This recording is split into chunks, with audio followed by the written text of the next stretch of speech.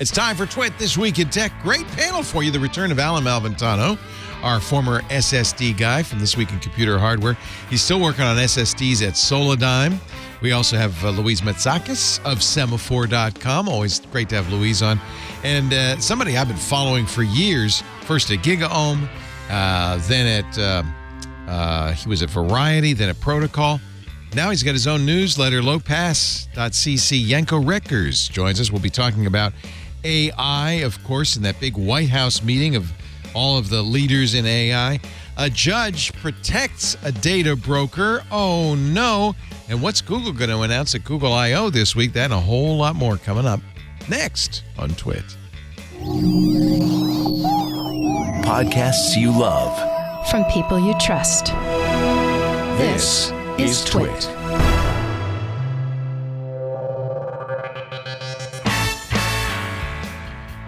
This is Twit, This Week in Tech, episode 926, recorded Sunday, May 7th, 2023.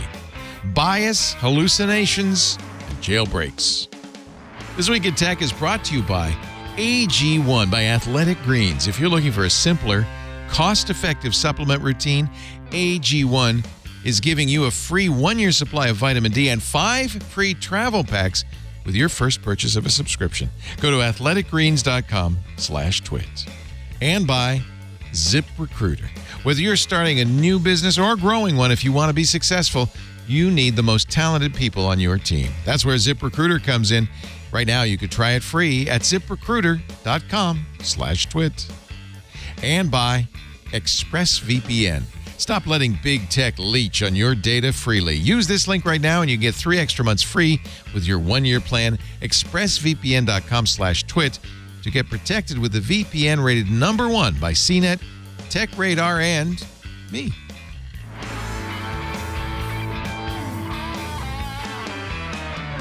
It's time for Twit This Week in Tech, the show where we cover the latest tech news. I've assembled a really good panel for you this week. I had to because last week was so stellar. I have to keep up the standards. It's great to have Alan Malventano back in the house, longtime host at This Week in Computer Hardware, our Twitch show. He was at Intel. He's an SSD guru. Intel spun off his current company, Solidigm, which now makes the Intel SSDs, except they're Solidigm. Hi, Alan. I liked it so much that I was not part of the spinoff and joined them anyway. Oh, that's interesting. Okay. Yeah. Also, Submariner, Naval Intelligence Officer, former NSA analyst. Did I get that all right? just get all of the lifetimes. Get all of my former I'm putting it all lifetimes out of the way. because that NSA analyst is helpful these days. It's good to have somebody who's had experience on the inside. Yep. Welcome, Alan. It's great to see you. Also from Semaphore.com, good friend Louise Matsakis is here. She writes about tech at Semaphore. Good to see you. Hey, Leo. How's it going? Welcome. Did you ever, Thanks. Are you now or have you ever been an NSA analyst? No, and I have never leaked anything private in a Discord server. Is your first name Reality? No. Okay. Yeah, that story is a fascinating story and getting weirder and weirder as time goes by. We'll talk about that in a little bit. Also here, not his first time, but the first time in a long time, Yanko Reckers, who is, you may remember him from GigaOM and then Variety and then Protocol. And he's out now. That's pretty much it. Yeah. Did I get them all there? It's great to see you, Yanko. He has a great new newsletter called Low Pass, which that's a clever name, Filtering the Future.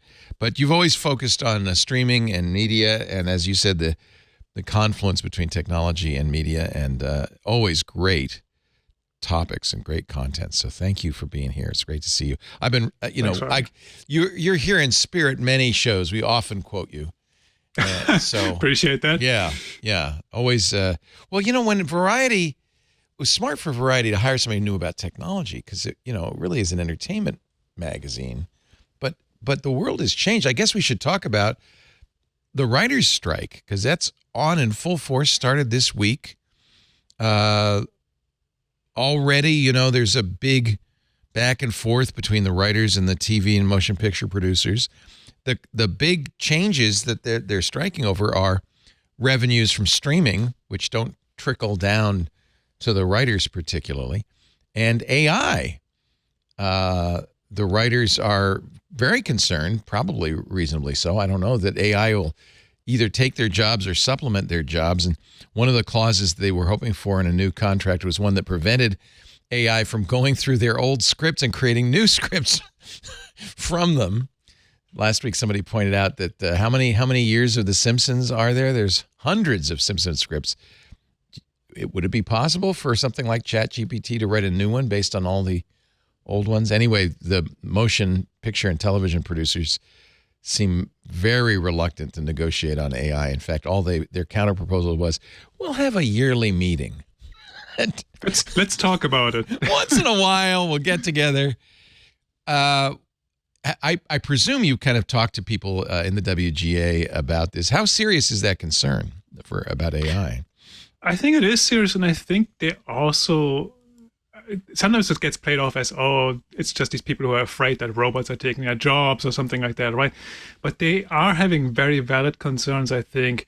One of them is what happens when like AI goes through old scripts and maybe even rejected scripts. Maybe a studio is going to tell you, oh, we like what you did, but we're going to go with something else, and that something else happens to be an AI version of a script that's trained on your script. So that would kind of suck for writers, obviously. But I think the bigger point here is that writers get paid less for marking up or sort of reworking existing scripts than they get for original works. And I think writers are rightly worried that studios might just have AI churn out these really bad scripts and then say, this is not perfect. Why don't you work on it? And then you get paid half of what you would get paid for if we took your script. So that's, I think, a really valid concern. And I could see that actually happen. I think there's serious concern. Last week we had Alex Stamos, security guru, on, and his concern is that AI is so facile at generating content, necessarily accurate content, but kind of convincingly well-written content, that it's going to be an information overload that we're going to have. And the Washington Post had an article this week kind of confirming that, saying AI is already writing books, how-to books. They're writing recipes. It's already cranking stuff out like crazy. So I think the Writers Guild is rightly concerned. One of the stories that the Washington Post, it's Will Aramis writing this, he does a great job, talks about a software developer named Chris Cowell, who wrote a very technical book for a very small audience called Automating DevOps with GitLab CI/CD Pipelines. Now, you probably understand, if you understand what any of those words mean, that is a narrow slice. But 3 weeks before it came out, a book with exactly the same title came out. And as far as he could tell, the author, Marie Karpos, had never written anything before, had no presence on the web. As he figured it out, it was written, there's a book publisher in India, an education technology firm called InKstall, that has dozens of books on Amazon, each with a different author, each with 5-star Amazon reviews from the same handful of India-based reviewers, all apparently AI generated. And that, you spend a year writing a book about DevOps and CI/CD with a narrow audience, and somebody beats you to the punch in 3 weeks with an AI generated book. That's not good. Yeah, no, it's really bad. I think what you're seeing is sort of AI filling up the lowest common denominator information on the internet, right? Like, it's all the SEO blogs. These books you're seeing on Amazon, that's their Kindle self-publishing program, right? Which we've seen a lot of sort of abuse and, spammy books fill that section previously.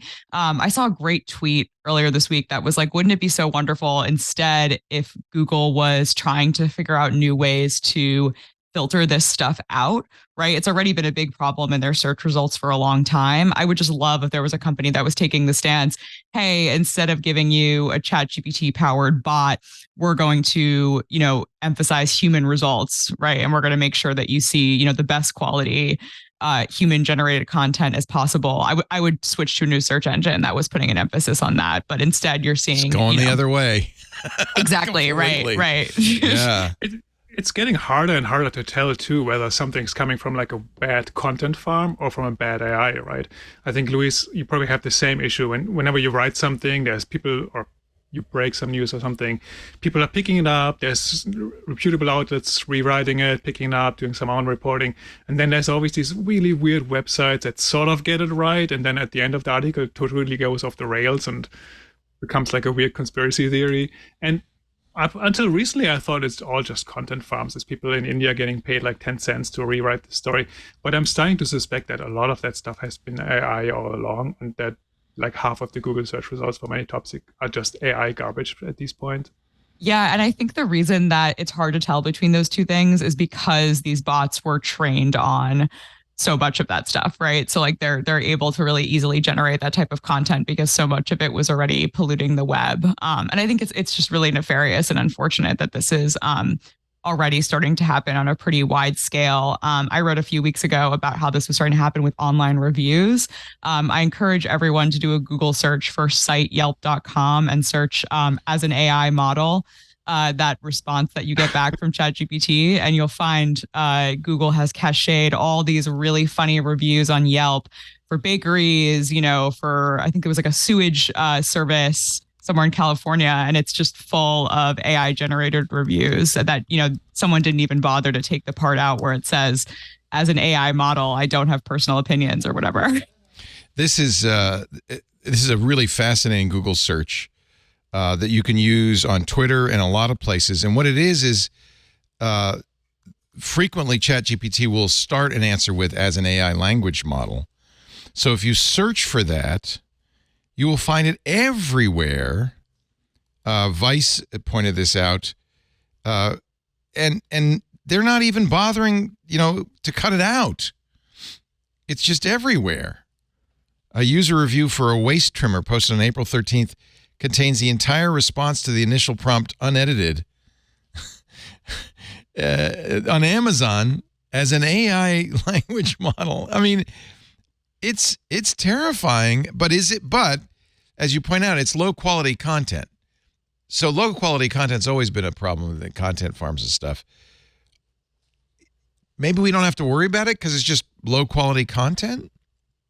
A few months back, when the AI stuff started to pick up steam, I said this to multiple of my friends at the time. I really feel like we're at the beginning of some form of a renaissance here. Like this might really be an interesting thing that we get to watch unfold, and that has slowly been chipped away by what, the types of things that we've just covered here, right? Like, look at how quickly society has proven to us that they're just going to use this new thing in ways that are just, nefarious or any other, opportunistic. And I have to point out that while you can now look for as an AI language model and immediately eliminate those responses, it's not going to take long before, in fact, probably people have already figured it out.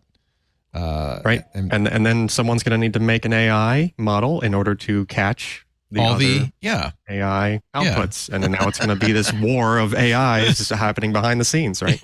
I think that's especially true because right now the vast majority of what you're seeing is people using the ChatGPT interface, right? But since the API opened up for the AI, you're starting to see now like all of these sorts of third-party apps that are using the same technology. So, I'm sure somebody's going to come out with a fake review generator, right, where it automatically strips out that language, or a fake book generator or whatever it is that's optimized for that purpose. I think one really interesting story that I'm going to be following for sure is how well does OpenAI and the other companies creating these large models, do they police their API access, right? Are they going to be cutting off hundreds of apps a day, or are these apps going to last a long time before the access is cut off? And I think, content moderation stories can be tiresome, but in this case, they're paying for that API access, right? So I think there's sort of a really direct line to revenue. So there's an incentive not to clamp down on the majority of these apps. And I think that's going to be interesting to see how that plays out. And I think on the other side, when you talk about these reviews, maybe it doesn't even matter that that's in there, because when you go to Amazon, you don't read 5,000 reviews. You look at this and you say, oh, it's 5,000 reviews and it's 4.5 stars average. It must be good. But you miss the part that 4,900 of those reviews contain that language that says, as an AI model, I don't really know what I'm talking about, or something like that. Alex runs Stanford's Internet Observatory, which is basically looking for disinformation. He's concerned about the next year's presidential election. He says bot farms and disinformation are going to go crazy thanks to these new tools. How, as users, should we deal with this? As consumers of information, you guys all create information, but as consumers of information, is there a trick? Is there a tool, or should we just forget everything we read? Yanko, what do you think? Oh, go ahead. You can start, Louise. Go ahead. Well, I think you're going to see, before we had this influx of all this AI content, you already saw a movement towards closed spaces, right? Like closed discords, people using Signal, or these curated communities. And I think you're going to see more and more of that, the same way that now there's a premium on like handmade ceramics, right? Like handmade jewelry, after we saw sort of like the explosion of machines, churning out all sorts of like, low cost junk, right? Like I think you're going to see that with the internet. Right now, you're seeing like some publications say like, oh, we're like open to experimenting with AI, or we're going to generate, AI quizzes like BuzzFeed. But I think you're going to see like subscription publications and subscription, services online emphasizing, we guarantee this is 100% human. There's going to be no bots like, in this Discord server or whatever. I think the next problem then is that might lead to a rift, right? Or to a digital divide, where some people can afford to pay for all the subscriptions on New York Times and whatnot, to get verified information that has been written by humans, that has been going through an editorial process. And then you have the one level lower, all those people rewriting those news, and AI has a much easier avenue to get in there and wreak havoc. And then if people can't afford all the subscription fees, that's really troublesome. Yeah, just think about the average person probably isn't the very deliberate subscriber and going out to make sure that they're getting the correct sources, right? So this type of thing going on is going to catch up. The broad net is going to catch the majority of folks that they're just like, oh, I heard about this thing, let me just Google it, and then whatever results they see, that's what they look for, right? They're not being careful to be in any sort of a walled garden or anything like that. So do we have to teach? Is it now time to teach people? I guess it has been for a while, to be a little bit more discriminate in their media consumption. I look at CNET. None of you have worked for CNET, right? When this story broke that CNET was using AI to write its personal finance articles, we had the EIC of CNET on, Connie Guglielmo, and she had just published a statement saying, well, we have humans check it, we're very careful, it's just doing the stuff that, this was one of her big points, it's just writing articles nobody wants to write. Louise and Yanko don't want to write those articles, so we have a machine write them and then an editor review them. Actually, as it turned out, there were still many, many mistakes in these personal finance articles. CNET was rumored to, and their personal private equity owners, Red Ventures, were rumored to be really doubling down on this, and it looks like Red Ventures has been planning to use AI written content in all of its other sites. Sites like Bankrate.com really are content farms to some degree. Be sad to see CNET turn into that. But and right after that came out, they laid off a bunch of writers. So yeah, sort of writing on the wall, right? Yeah, we don't need writers. We've got AI. Should we be? I mean, it's funny because there was just a meeting at the White House on Thursday. All the big CEOs came in to meet with the vice president. President Biden came in and tipped his hat and said, "We need you guys to help." Sundar Pichai was there. Satya Nadella was there. Sam Altman from OpenAI, Anthropic CEO, was there. But I mean, what are these guys doing? They're not saying what. I mean, this is their business. isn't it? I mean, I have to say what was sort of funny about that meeting to me was that, first of all, it was interesting that Apple and Meta were not included. So what that sort of left was OpenAI, the big company partnering with OpenAI, the people who left OpenAI to start a competitor, and Google, right? Like, Yeah. it is sort of a narrow group of people that have a lot of power right now. And I think it's important to push back against that. Like, one of the great framings that I loved of the writers that went on strike was, why can't the AI replace studio executives? Right? There like, the you framing go. is There that, you yeah, go. it's like, So great. like, why does it have to be Why the us? most creative job? Yeah. That people really like to do, and that we sort of value that's coming from a human and has a human perspective, and does not sort of pollute the internet with spam or create really reductive narratives. I think when you ask it to generate stories and stuff, it's not only inaccurate, but it's often just like really mid, right? It's kind of boring. It's sort of bad because it's just sort of taking an average of everything on the internet. So it's not surprising, but why do we have to replace these things that are so valuable within our culture? Like, why can't it be, why can't we use the AI to analyze, budgets for studios, right? Like, why does it have to be these really creative jobs that end up being things that get replaced? Because I think this technology is really powerful, can do a lot, but why? I just don't get it. But on the other hand, I do think that the editor in chief of CNET has a point that these this aggregation, these sort of like, low value articles that are just trying to catch, a random Google search or whatever. That's not what a lot of people envision themselves doing when they want to have a career in journalism, right? So I think there's some point there, but just automating that process, I'm not sure really, that's just sort of a really sad and narrow use of this technology, which could be used to do a lot of really cool things, but instead it's being used to write, SEO articles and spammy books. And the question is, like, articles that nobody wants to write, are those really articles that anybody wants to read?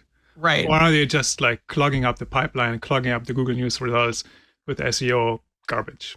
Well, maybe nobody wants to read, but people are searching for, right? That's why it exists. You're going to search for bank, what's the best savings account rate, and you're going to get to bankrate.com and be served a bunch of ads. And even if the content sucks, they got you with the ads. They're there, and you saw them, and they get to charge the companies for that. So I guess I think honestly, they don't care if the content sucks. No, it's all about the ROI for that effort, right? It's super low effort to just make an AI do a thing and then just throw it up there. Low effort. That's exactly it. Low effort. I love the picket signs. Writers Guild, of course, is going to have the best written picket signs, right? Writers Guild of America. AI wrote the sign, and then it's crossed out and says this sign. Live from New York on strike. My favorite, Succession without writers is just The Apprentice. That one's great. That one's really great. I told ChatGPT to make a sign, and it sucked. The force is with us. That was probably on May 4th. We have some notes, a little shot at producers. No AI. The AI, obviously a real concern. Would love a 2-day delivery on this, Amazon. Nice. I want to get a baseball hat that says writer, even though I'm not. My brother's career is more stable, and he's a magician. That's really good. Writers, we need them. By the way, let's not forget that. I mean, this extends to tech journalism too, right? Which used to be my beat, and the written form, technical detail type info, which is a thing that AI tends to do reasonably, surprisingly well, even if it gets some stuff wrong. It sure sounds like it's right. None of this was around, and I was already kind of seeing some writing on the wall doing my job back at PC Perspective, where it was, okay, there's an awful lot of this stuff is moving to really short form video content. Yeah. People don't seem to have the patience to read a written technical article anymore. They just want it in a 5-10 minute, how quick can you get me the, the information side of it? We've been heading this way for a long time, haven't we? Yeah. Well, I mean, it was already heading that way for a long time, but now we have this piled on top of it, right? It adds even more pressure, which is unfortunate, right? Because that, it admittedly, it's a niche, but there are people and that would like to be more educated about a given technical topic, and it's handy to be able to Google something and get, an actual good long form article on that technical thing, especially in tech in general, right? Especially like computers and whatnot. I mean, in a way, going back to that White House meeting, it actually makes sense to invite the folks running Google search engine and Bing and all those things, because if anybody can help filter out a lot of the garbage and steer people towards high quality content, whether that is AI generated, AI assisted, or entirely human made, it is search engines, right? And a lot of them have been trying to use AI and Bing chatbots and whatnot for kind of an interface type of question. But the next step is really like, how do you revamp that whole thing to make sure that a lot of the garbage doesn't clog up everybody's results? So you, Louise, had one suggestion for people, which is create your own private spaces that can't be infiltrated by AI. But then that just puts you in a filter bubble, right? You don't get to see stuff outside of your immediate circle.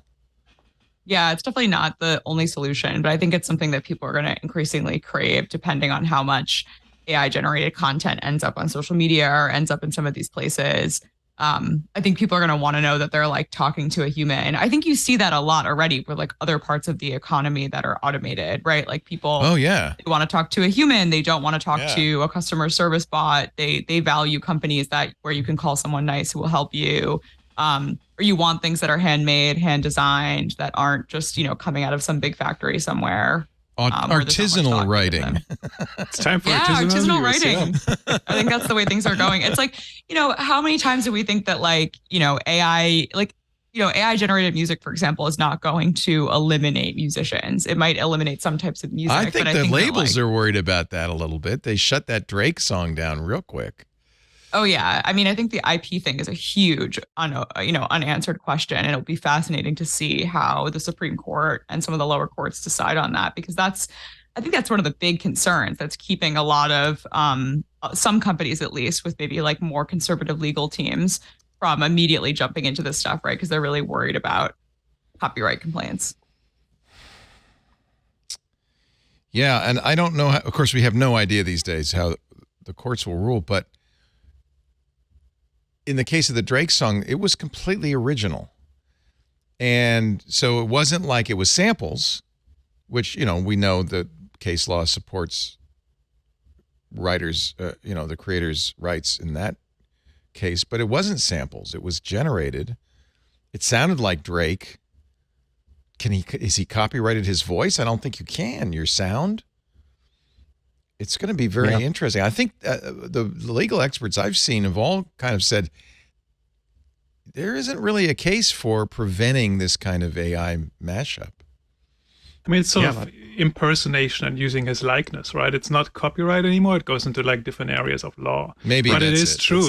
A lot of the companies have been using like copyright takedown notices, which are really not meant for something like this. Right. Well, we live in interesting times. And I guess the best you could say is just tell your friends and neighbors and people who aren't maybe paying attention that watch out, because there's going to be a flood of fake content. And real content that people say is fake, like Elon Musk likes to do, right? And that's part of the problem too, isn't that that's the old Soviet flood the zone technique, which is it doesn't matter if all these bot farms say anything believable or credible. It's just you're flooding the zone with crap so that nobody believes anything, even the real stuff. We may already be there, frankly. So Google has been slow to jump on this bandwagon. It's interesting, Sundar Pichai was there. They have Bard, which is kind of unimpressive. Wall Street Journal yesterday said Google plans to make search more personal with AI chat and video clips. And there's a word they use that I'm just loathing, but I'm seeing it more and more. Snackable. God. Snackable is the big... Not a great choice. Google plans to make its search engine more visual, snackable, personal, and human. Yanko, you've got to have run into snackable before. It sounds like Quibi to me. Yes, it exactly sounds like Quibi. I mean, Google has started with some of that stuff already, right? For a lot of popular topics, when you search, you get the blue links on top, and then you scroll further down and you get sort of cart type of interfaces and a lot of colorful, snackable things. What I thought was interesting about that story was that it said it's going to allow you to ask more follow-up questions, which helps people to maybe be a little bit more precise or figure out what they're actually looking for. I actually kind of want sometimes the opposite. I would like Google to ask me what I'm looking for, because maybe I'm searching too broadly. And if Google got back to me and said, do you want to bake this cake for yourself or for your dog? That might actually be really helpful for the kinds of results, right? Very important. Get that one right. Yeah. Have you ever baked a cake for your dog? My daughter has, yes. we all tried it. It was not very good, but yeah. That's quite cute. I didn't know there were dog cake recipes. But if there aren't, AI will be writing them soon. Google's search visitors, as you say, this is from the journal article, might be more frequently prompted to ask follow-up questions or swipe through visuals like TikTok videos in response to their queries. This is, by the way, the thing that I hate about big tech, or just, I guess, the world we live in. You know what? You could blame Hollywood. They keep making sequels. Nobody's trying to make something the next big thing. Google's rushing now. They're scared to death. They're rushing now because Microsoft came out with ChatGPT, and they're worried they're going to lose their advantage in search, so they're going to make search more like that. And, oh, by the way, as long as we're doing this, let's make it more like TikTok, because the kids love that, and it's chasing your tail.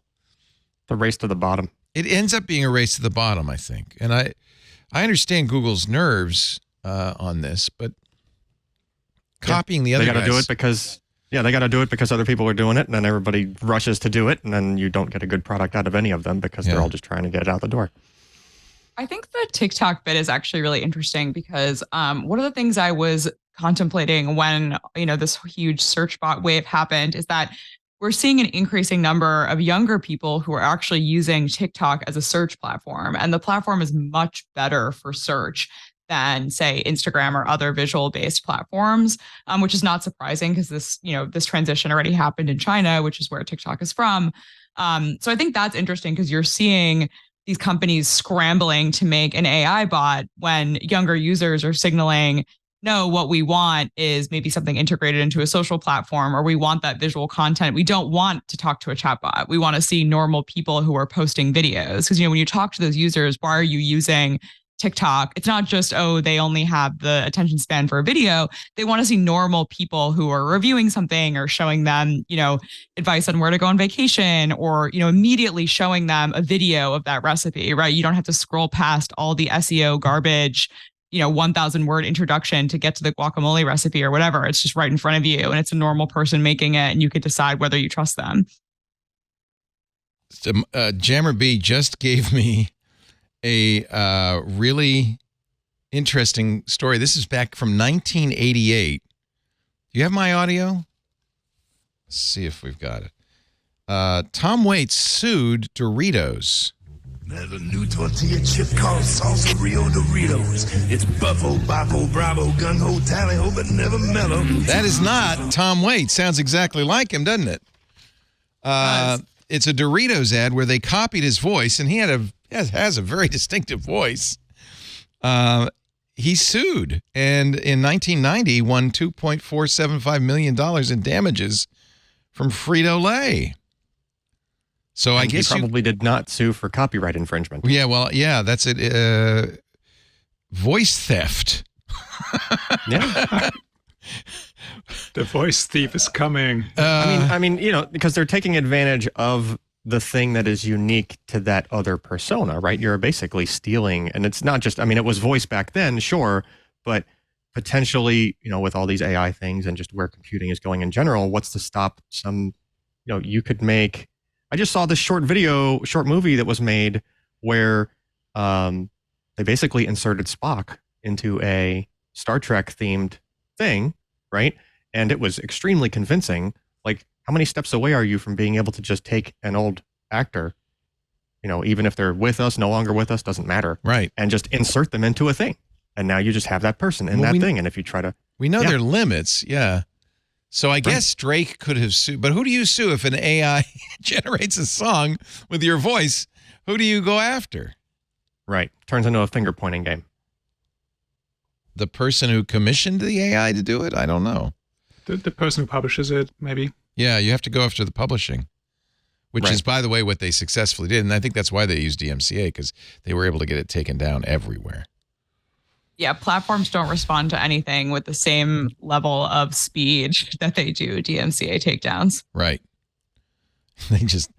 Well, in fact, I think most of the time it's just automatic, right? We get hit by that all the time. And even though, for instance, I'm taking my life into my hands by playing that Doritos ad. I could get taken down by everybody. Tom Waits, Doritos. But it's in a commentary and in a news story about this topic, so it's for sure fair use, but that doesn't mean I'm going to go to court to defend it. Right. You got to file a counterclaim.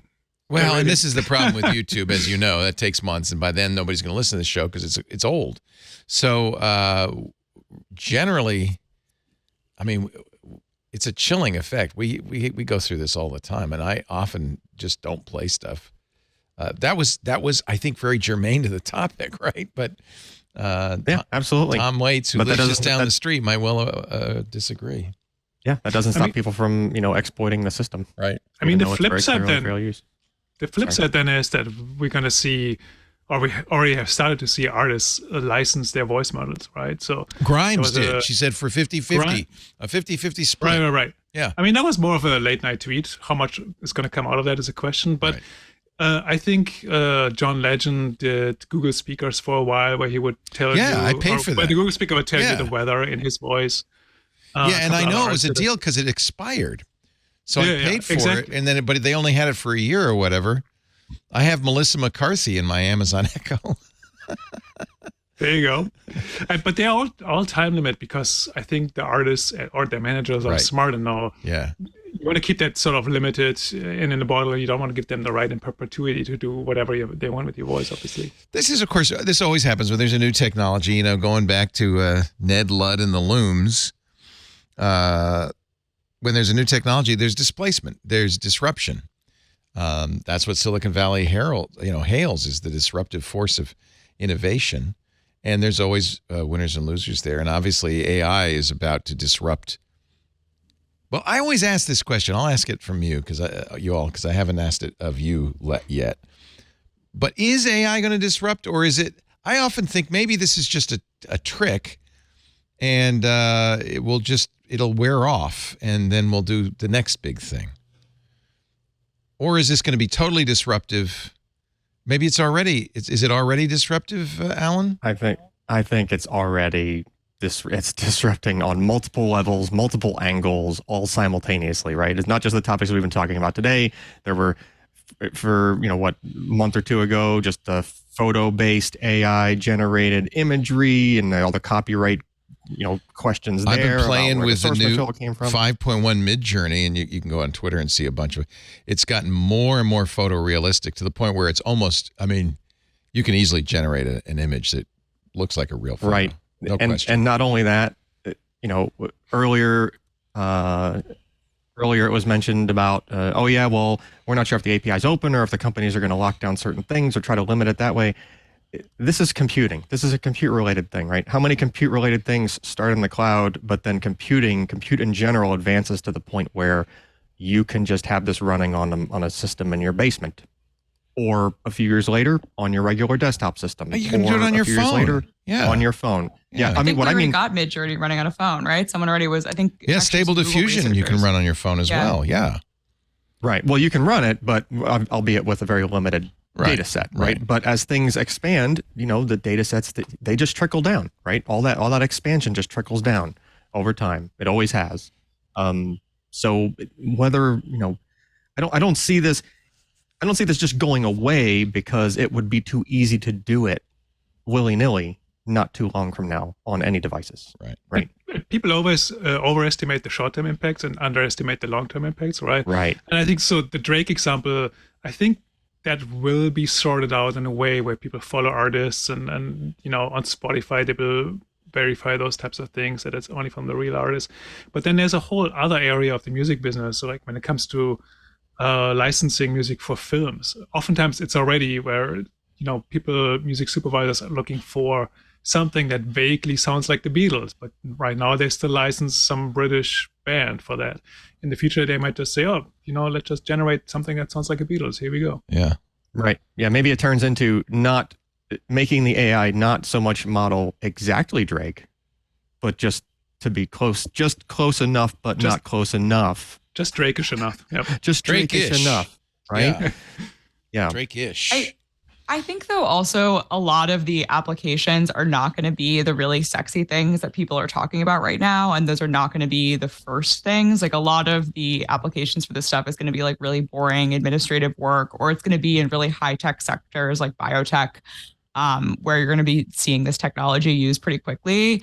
And I totally agree that, the short-term impacts are probably being overestimated. The long-term impacts are being underestimated. But I think you're going to see it kind of come into these just like more boring, like rote data entry type things before you're going to see people flocking to an AI Drake concert or whatever. I think a lot of that stuff, people are still going to value a human. And I also think I'm trying to remember when, these things feel scary, that it's not predetermined. Like we as a culture and as a society get to decide how we're going to use this tech. And I think it's important not to accept whatever the narrative is from OpenAI or Google that this is going to transform everything and everyone's going to lose their job, right? Like that's still to some degree up to us how we want to use this. And I also think the consumer response is going to be really interesting. Like, I don't know if you guys saw, but Amnesty International tried using AI generated images in a human rights campaign. And the backlash to that was really intense.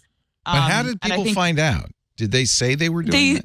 Yeah, they disclosed it, and it was like really, really bad. I mean, it was about Colombian civil rights movements there, and they had this woman who was being taken away by police or whatever, and she had a Colombian flag, and it wasn't the Colombian flag. Like the AI got it wrong. Of course it did. And that was the first image, and it's just like, so they didn't have to God, disclose it because it was kind of obvious. All the refugees have 6 fingers. Yeah. Well, they've pretty much fixed the 6-finger problem. Here's somebody's using the latest Midjourney to generate pictures of presidents as football coaches, and the hands are pretty good. It's I don't know. Would you be fooled? Maybe you would. Some of them were pretty obvious. I might believe that one of Bill Clinton. Reagan's aren't very good. Carter's aren't very good. All have that weird quality. There's a certain quality, isn't there? Yeah. Yeah. LBJ is I don't know. I believe LBJ is a football coach. You're right. There's an uncanny valley, I guess, still, huh? For now, at least, yeah. Yeah. We're getting better and better and better, though. I mean, so it's obvious. It's getting better very rapidly. Yeah. Is the thing. Yeah. Right. This isn't like, think about how video game uncanny valley has progressed. It's taken years to get the really super realistic video game engine graphics, right? But the AI stuff, this is not that many generations to get to. Yeah, I know, that's pretty funny. The Herbert Hoover is a college football coach is actually, the only thing is it's too good quality, and like it should be older. Yeah, this one's believable. So you can see that it's only that's Woodrow Wilson. Warren G. Harding is a college football coach. Did they even have college football? William Howard Taft. Some of these are quite believable. I don't know. I think we're living in a time now where you can no longer trust what you see. Well, and it is being used behind the scenes a lot, just not this. We don't know right? it. The things that we're noticing here. Well, no, programmers have adopted extremely quickly. Is it pretty? So, Alan, you're still a coder, yeah? I dabble, but here's the thing. I've always coded out of necessity, right? I need to do a thing. Okay, let me learn what I need to learn. I know where to look to find the answer, right? And someone who's much more skilled than me at programming, those folks are still using the ChatGPTs to take care of the more mundane things, and they're the experts, and they can they act as a co-pilot, right? And I just need this thing that does this thing. I can sit here and take 10 minutes to do it, or I can take 5 seconds to just get that spit out for me. And I know enough about it where I can very quickly review it and know if it's going to work or not and tweak it as necessary, right? It fills in those gaps. But for someone that's at my skill level, obviously lower than those experts, but still I know what I want it to do. I know what the system can do. I can at least get 90% of the way there very quickly. And if anything, learn something along the way, right? Like I didn't know how to do that function, Right. but I knew what I wanted done, and it's teaching me. And at the same time, I'm able to fill in whatever couple of holes that there may be, to make it work, to make it run. In the long run, isn't that what's going to be the most useful way to use AI is as a collaborator, to work in hand with a human, not by itself, but hand in hand. Is that right? Yeah. And what I've noticed is what we've just discussed about the fingers and how, okay, that was wrong. So obviously humans intervened and got, they trained it like crazy on hands. Yeah. And they trained it like crazy made some choices there, right? The same kind of thing can be applied, totally different AI type thing now, like Tesla Autopilot, for example, right? The recent versions of Autopilot, I've noticed, tend to kind of stay on the opposite end of the lane as semi-trucks. Oh, interesting. Right? I don't think it's doing it because it did it on its own. No, somebody said doing it avoid those guys. Yeah. It's a very if you own a Tesla on any of the recent firmware, you'll notice it is extremely distinct. It is very purposeful. You're like one car length away from the semi. It moves over a little, and as soon as you pass its front bumper, it's right back in the middle of the lane. Right, and that was very you can tell human had to intervene. It didn't figure that out all by itself. I'm sorry, right? It was a very specific programmatic sort of intervention by humans. So you're not just being able to let this thing go. You have to intervene a little and teach. You saw Woz say he doesn't like Tesla self-driving. It's tried to kill him on several occasions. It has tried to kill me as well. I haven't had the recent one. I had it on my Model X, and there was a curve on the highway. It always tried to drive into the divider every single time. You just learn, and you don't let it do that. Well, true. I mean, you and I and many other tech folks like to be on the bleeding edge, and some of us like to sort of lean into beta testing something. Yeah. See, when it turns into your actual safety, blood. though, it gets a little. Yeah, it gets a little dicey. But yeah, I've been surprised by how before, when I used to try it every once in a while, it would scare the heck out of me, and now it's like, oh, they might be getting close. It's doing things that I would have done normally, and that's kind of surprising me. I remember interviewing Ashley Vance. This is back before Elon was an evil genius and was still a genius, about his book about Elon Musk. And one of the things he said, which I think was very true, is that the difference between Tesla, say, and Ford was that Tesla was being run like a Silicon Valley company, where you iterate, you try, you fail, and try again, you iterate.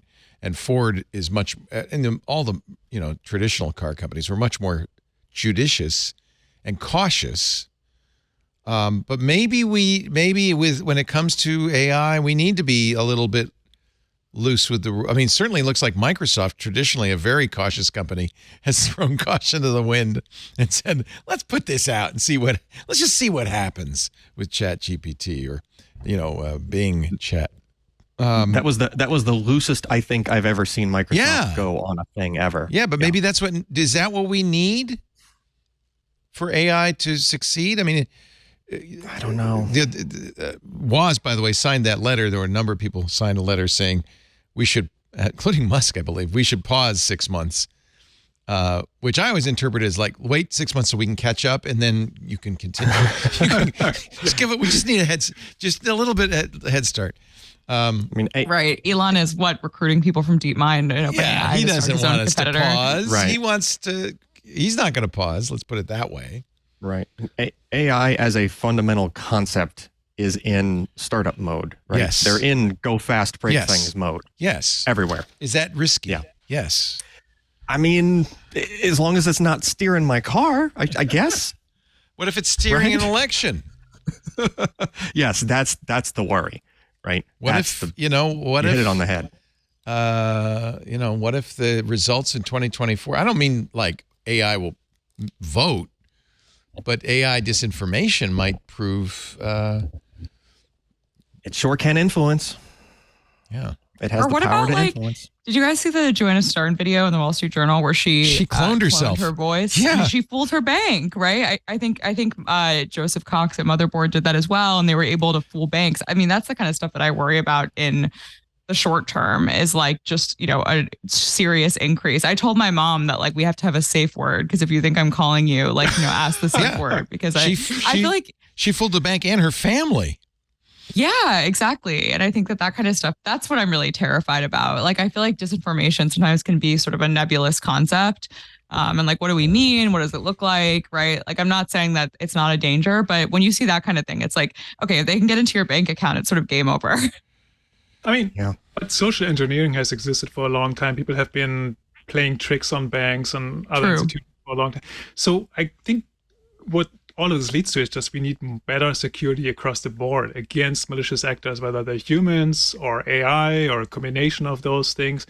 Stuff just needs to be more secure, and maybe AI will bring us there. Maybe that will be a good thing, good outcome out of all this. When you combine the potential, that what we mentioned at the beginning of this, where we were talking about the reviews and all the review spam and everything, take the malicious intent of those folks with the power of AI and someone who knows social engineering, who would typically be a human who is trying to social engineer their way into your bank account. Now back that up with AI. Oh my goodness. Yeah. Right? Like, that's extremely powerful. It's learning, it's taking a brief few minutes to Google everything it could possibly about you and come up with much more solid guesses about any possible security question answer, right? Just in an instant, potentially on the fly as the call is happening, right? That's dangerous, right? Yeah. We need much better. I mean, everything should be two-factor, even when they're talking to you on the phone. And I don't mean like some companies try to do a second factor to add security, but I've lost count how many times I didn't have my second factor, for example, to make changes to like an AT&T account or something like that. And you add the PIN code, but then if you don't know the PIN code, they can just turn it off right there on the call for you, right? Maybe they ask your birthday or something. So that it doesn't, it didn't do any good, right? It's certainly not going to get the better of an AI trying to get in. We're in trouble. Yeah, I know. We're in deep trouble. It's real depressing. This got depressing fast. Yeah. Yeah. Well, it means that all of the people on the other end of those transactions need to be on the bus, right? They need to have the competing which they're not. AI. I mean, I remember when And they're Charles not. Schwab said, "Oh yeah, you can use your voice to log in," and I thought this doesn't seem like a good idea. Well, now we know it's not, right? Terrible idea. Do you have safe words, Yanko, for your family? I don't know if you want to go there, but I actually talked to my daughter. We might all have them. No, I talked to my all have them daughter today. about this. I said, if you hear from me, and so we worked out a scheme. I don't want to say too much about that, but Don't give up the password to your luggage, Leo. I do have to tell a story. A couple of years ago, something happened to me that no AI was involved in this at all, but I got a call. I had an LA number at that time, and it was a scam call. But somebody pretended to be somebody pretended that they had abducted a family member. Yeah. Oh my God. And basically somebody was screaming in the background, calling my name, and I could figure out really quickly that it was not real because I wasn't living in LA anymore. They didn't know the name of the family member, which was sort of a important detail in a hostage negotiation situation. But I just imagine at the time for people who may be coming from countries where abductions are more common or are just in different situations where that could be a real situation. So that could be really crazy. And now you add AI to it, obviously it gets even scarier when the voice now sounds like it as well. And I think there was stories about that recently too, where people have been using the very same scam, but with simulated voices. It happened to one of our regulars on our shows, Larry Magid. Last week published this article in the San Jose Mercury News, How I Nearly Fell for a Frightening Virtual Kidnapping Scheme. Oh my God. 20 minutes of terror. Now, this is a guy, by the way, who's as technical as we are. He actually is the founder of an online safety organization, connectsafely.org. He said, the call felt real to me, and threatened to separate me not from money, but from someone. It was his wife. They used a simulated voice. He says, it began Tuesday morning when my wife drove to San Francisco to visit a friend. Most days she and I are together at home or she's somewhere nearby. He says, I was already a little nervous because, the last time she drove to San Francisco, she was sideswiped by another car. 12:37, my cell phone rang with a caller ID that at first glance looked like it was my wife. I now know it wasn't exactly her number. Same area code, same prefix, same last number. So it was all but 3. At the time, oh, that's her, because he was worried, right? What I heard was a crying, upset woman. I assumed it was my wife because it came from her phone. This happened to him last week, by the way. I repeatedly asked what the matter was, but I couldn't understand her answer. All I could imagine was something horrible must have happened. Then a man came on the phone, identified himself as a police officer. I'm telling, this is worth reading and knowing about and telling family members about to understand this scam goes on. He said, I'm a cop. I need to verify who I'm talking with. He said, well, normally I'm going to refuse a request, but I felt desperate. I gave him my name, my wife's name. He then admitted he wasn't a police officer, but a member of a drug cartel. My God. Now, this is a nightmare. This is a nightmare. And I know Larry. He's sharp. He's like us. He's not going to fall for this stuff. And said that he had my wife with him in San Francisco. I don't know how. He says he knew she was in San Francisco. Maybe I don't know. Maybe he said something about her location. Maybe not. I wasn't thinking clearly. A security expert I spoke with later explained the technique. Start with fear. Follow with an authority figure to gain your trust, the cop, and then pivot to the threat. I mean, this is like a pattern. He says, it worked with me, even though I pride myself on critical thinking skills. There was enough information to cause me to worry it could be the real thing. Either way, I knew I was dealing with a criminal. So while I had him on my cell phone, he at least did this. I put him on speaker and dialed 911 from my desk phone. I didn't say anything to the 911 operator, but knew they would hang on and listen to the call. At one point, the caller told me she'll be okay. Just bring $5,000 to a Walmart parking lot in San Jose. I found out later the 911 operator put my local police on the line, so they heard nearly the entire call, including the ransom demand and the threat. He told me not to contact anyone, asked me if I was alone. I said I was. At one point, the 911 operator asked me for my wife's phone number, which I whispered into the desk phone. The scammer heard me, asked who I was talking to. I denied I was speaking to anyone, just said I was talking to myself because I was nervous. He then asked me to get in my car. I didn't, but kept him on the phone as long as I could. The car request was to initiate the next step in this, the compliance process.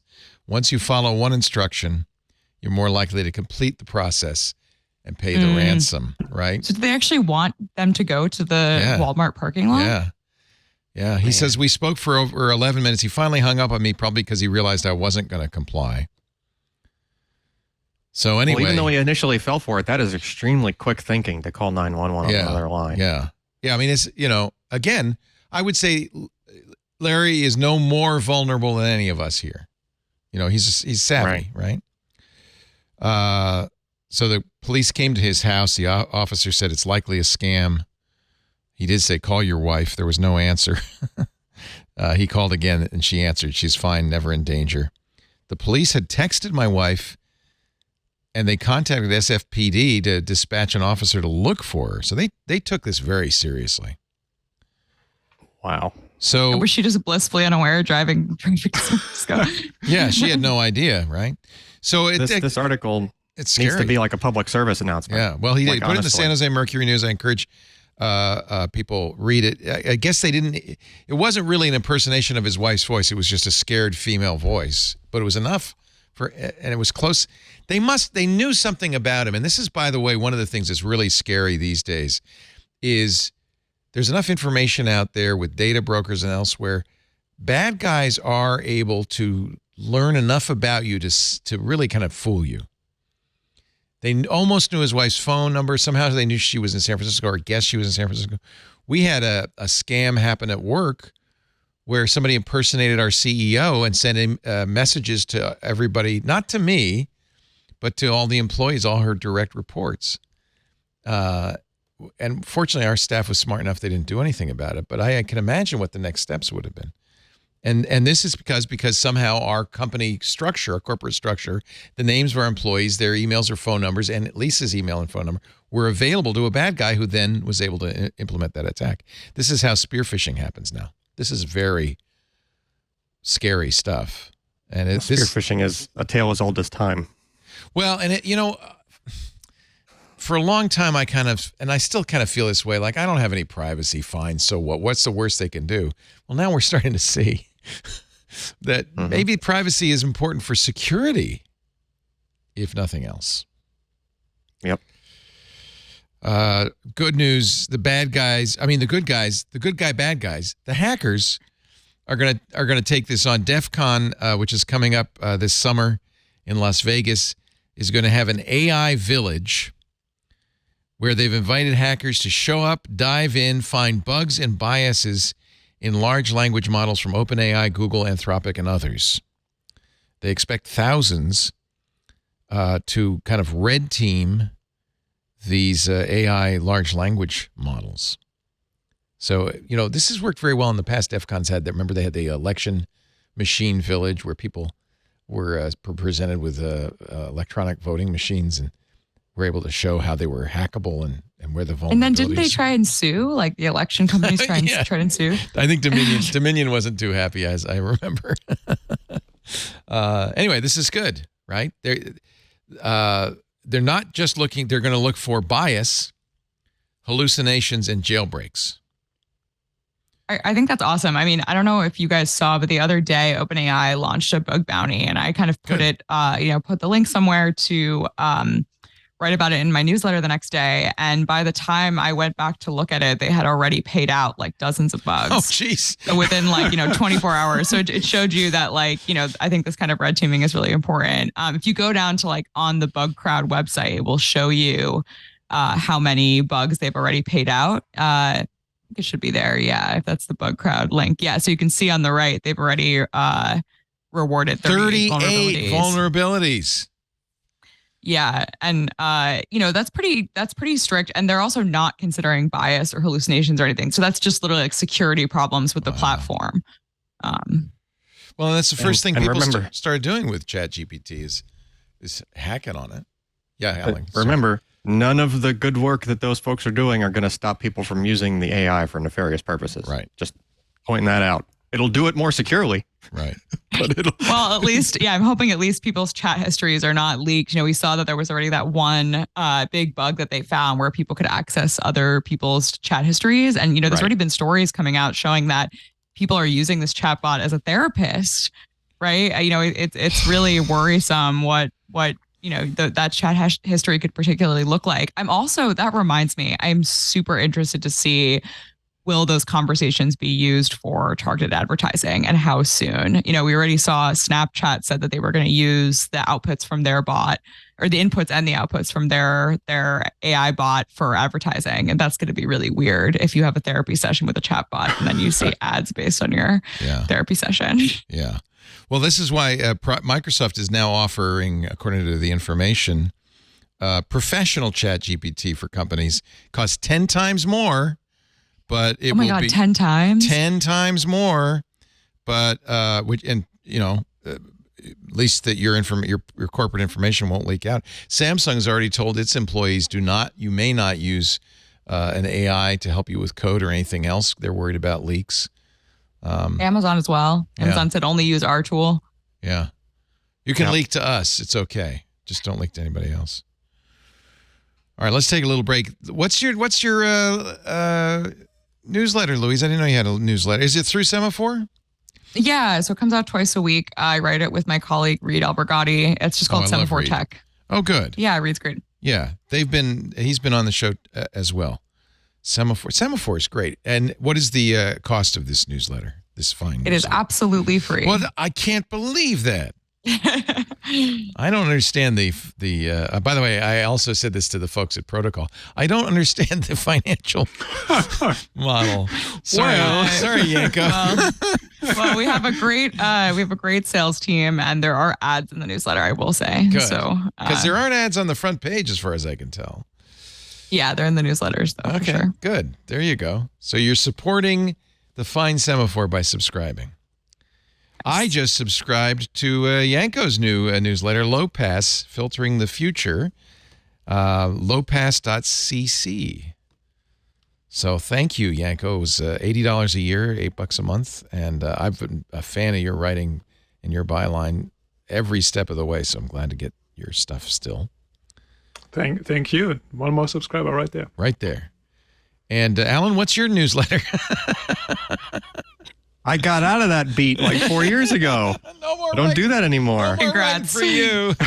Listen, I miss the heck out of it, though. It's just that I do all of my storage testing internally now. And, that's too bad, because you really were the best resource for SSD information and knowledge at PC Perspective, and we miss you on that. But you have no idea how much I miss doing that. Yeah. It's just... Alan I was gotta the keep first the lights on, buddy. You built a mass array, disk array of SSDs right in the beginning. SSDs, right?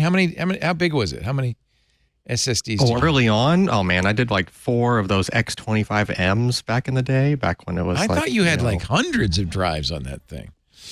Well, I have hundreds of drives in my basement. Yeah, but they're not all SSDs. Okay, that's just because I'm a crazy person, and it just keeps getting bigger and bigger. So company is Solidigm, Solidigm, and yes, Alan is always a welcome on this show. I want to tell you a little bit about my new health regimen. You know, we went to on our vacation. I just said, this is it. I started, you get the pill minders and the vitamins we're going to be gone for like 24 days. And that's a lot of pill minders. That's when I found this AG1, and it has really simplified my life. Like many, of course, I want to supplement with the appropriate dietary supplements, but I don't want more pills to swallow, and I don't want to sacrifice my taste buds. When I found AG1, I found something delicious that gives my body what it craves, all in one daily nutritional drink. Now, I started this morning, so I just saved a little bit just to prove to you this tastes delicious. It's really good. In fact, I've started to crave the taste of it. I really love it. But look what's in here. I mean, everything you need. It's the best all-in-one solution for daily nutrition. And by the way, this is no flash in the pan. AG1 was founded in 2010.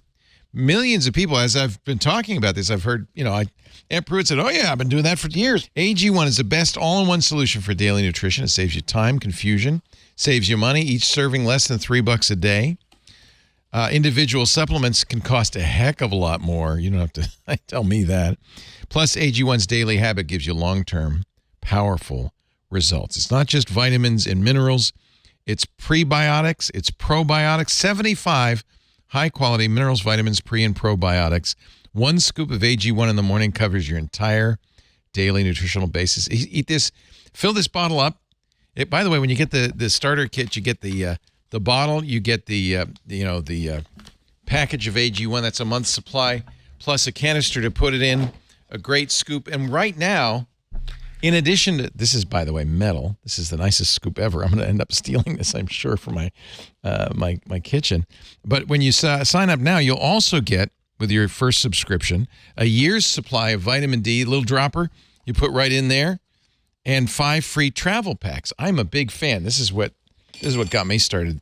Instead of packing 3 weeks worth of pill minders, this is just everything I need for one day. Pack's very light. It's easy to use. You put it in the shaker. It tastes great. It's a great way to start your day. AG1. Athletic Greens is a climate-neutral certified company. They make these in New Zealand in the purest, best processing facilities ever. Very, very high standards, so you're getting the best quality nutrition. And, of course, for every purchase, they donate to organizations helping to get nutritious food to kids in need because they believe good nutrition should be available to all. So if you are looking for a simpler, cost-effective supplement routine that tastes great, is a great way to start your day. One scoop once a day, every day, AG1 from Athletic Greens. And if you go right now to athleticgreens.com/twit, you'll get a year's supply free of vitamin D and 5 free travel packs with your first purchase of a subscription. I think you're going to really like the travel packs if you ever travel. And it is delicious. You just shake it up. You don't have to put it in warm water. You put it in cold water. It dissolves very easily, and it tastes phenomenal. AG1 from Athletic Greens. Go to athleticgreens.com/twit. athleticgreens.com/twit. We thank them so much for their support, and you support us back, by the way, when you go to that address. athleticgreens.com/twit. All right. Let me put away my AG1. All I can think of during the whole ad was Steve Gibson spent an awful lot of time talking about vitamin D. I know. Let me think. This dropper is 1,000 IU of, one drop is 1,000 IU of vitamin D, but if you put in 2 drops or 5 drops or 10 drops, you can increase it. I think 1,000 is enough, but you definitely want to add that vitamin D. And it's an easy way to do it. It's just a little dropper. It goes right in there. How predictions? We started with the Writers Guild, but I didn't really finish it. Yanko, predictions. Is this going to go on? The last one went on 100 days back in 2007. I mean, the longer it goes on, the more power the writers have, right? Because right now, Hollywood still, or streaming services still have a bunch of stuff that they banked and they can use for a while. They're coasting. But once that drags on, they're really going to have to wonder, like, how are we going to fill this void and what are we going to do about it? I think my prediction is it's going to impact different companies differently, and that might also like influence who wants to settle this, how fast. Like Netflix seems to be in a better position because they have so much international content these days, and people really dig Korean TV shows and stuff is really successful on there. If you're Disney, if you're HBO or Max now, I guess, that might be a little harder because you don't have that much of a catalog, and maybe you don't have that many shows queued up. So the longer it drags on, the harder it's going to be for Hollywood to get out of that, I think. I seem to remember last time that happened, that, for instance, Letterman did a side deal and got the writers back earlier. Right. I can imagine, we were talking about this on Wednesday on MacBreak Weekly, that Apple especially might be incented to say, okay, here, have some, Apple's throwing money at people anyway, have some more money. Because we really need this content. On the other hand, the longer it goes on, doesn't that, when our favorite shows start going off the air or not finishing their seasons, doesn't that start to put pressure on the writers from fans? Like, are we going to start saying, hey, what happened? My show's gone.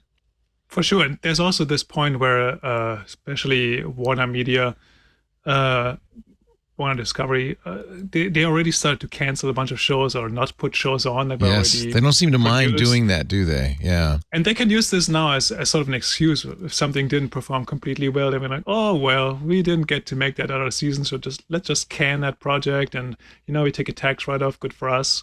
Bad for you, but yeah. The evil David Zaslav, who's running this, says the writer's strike will be ended by a love for working.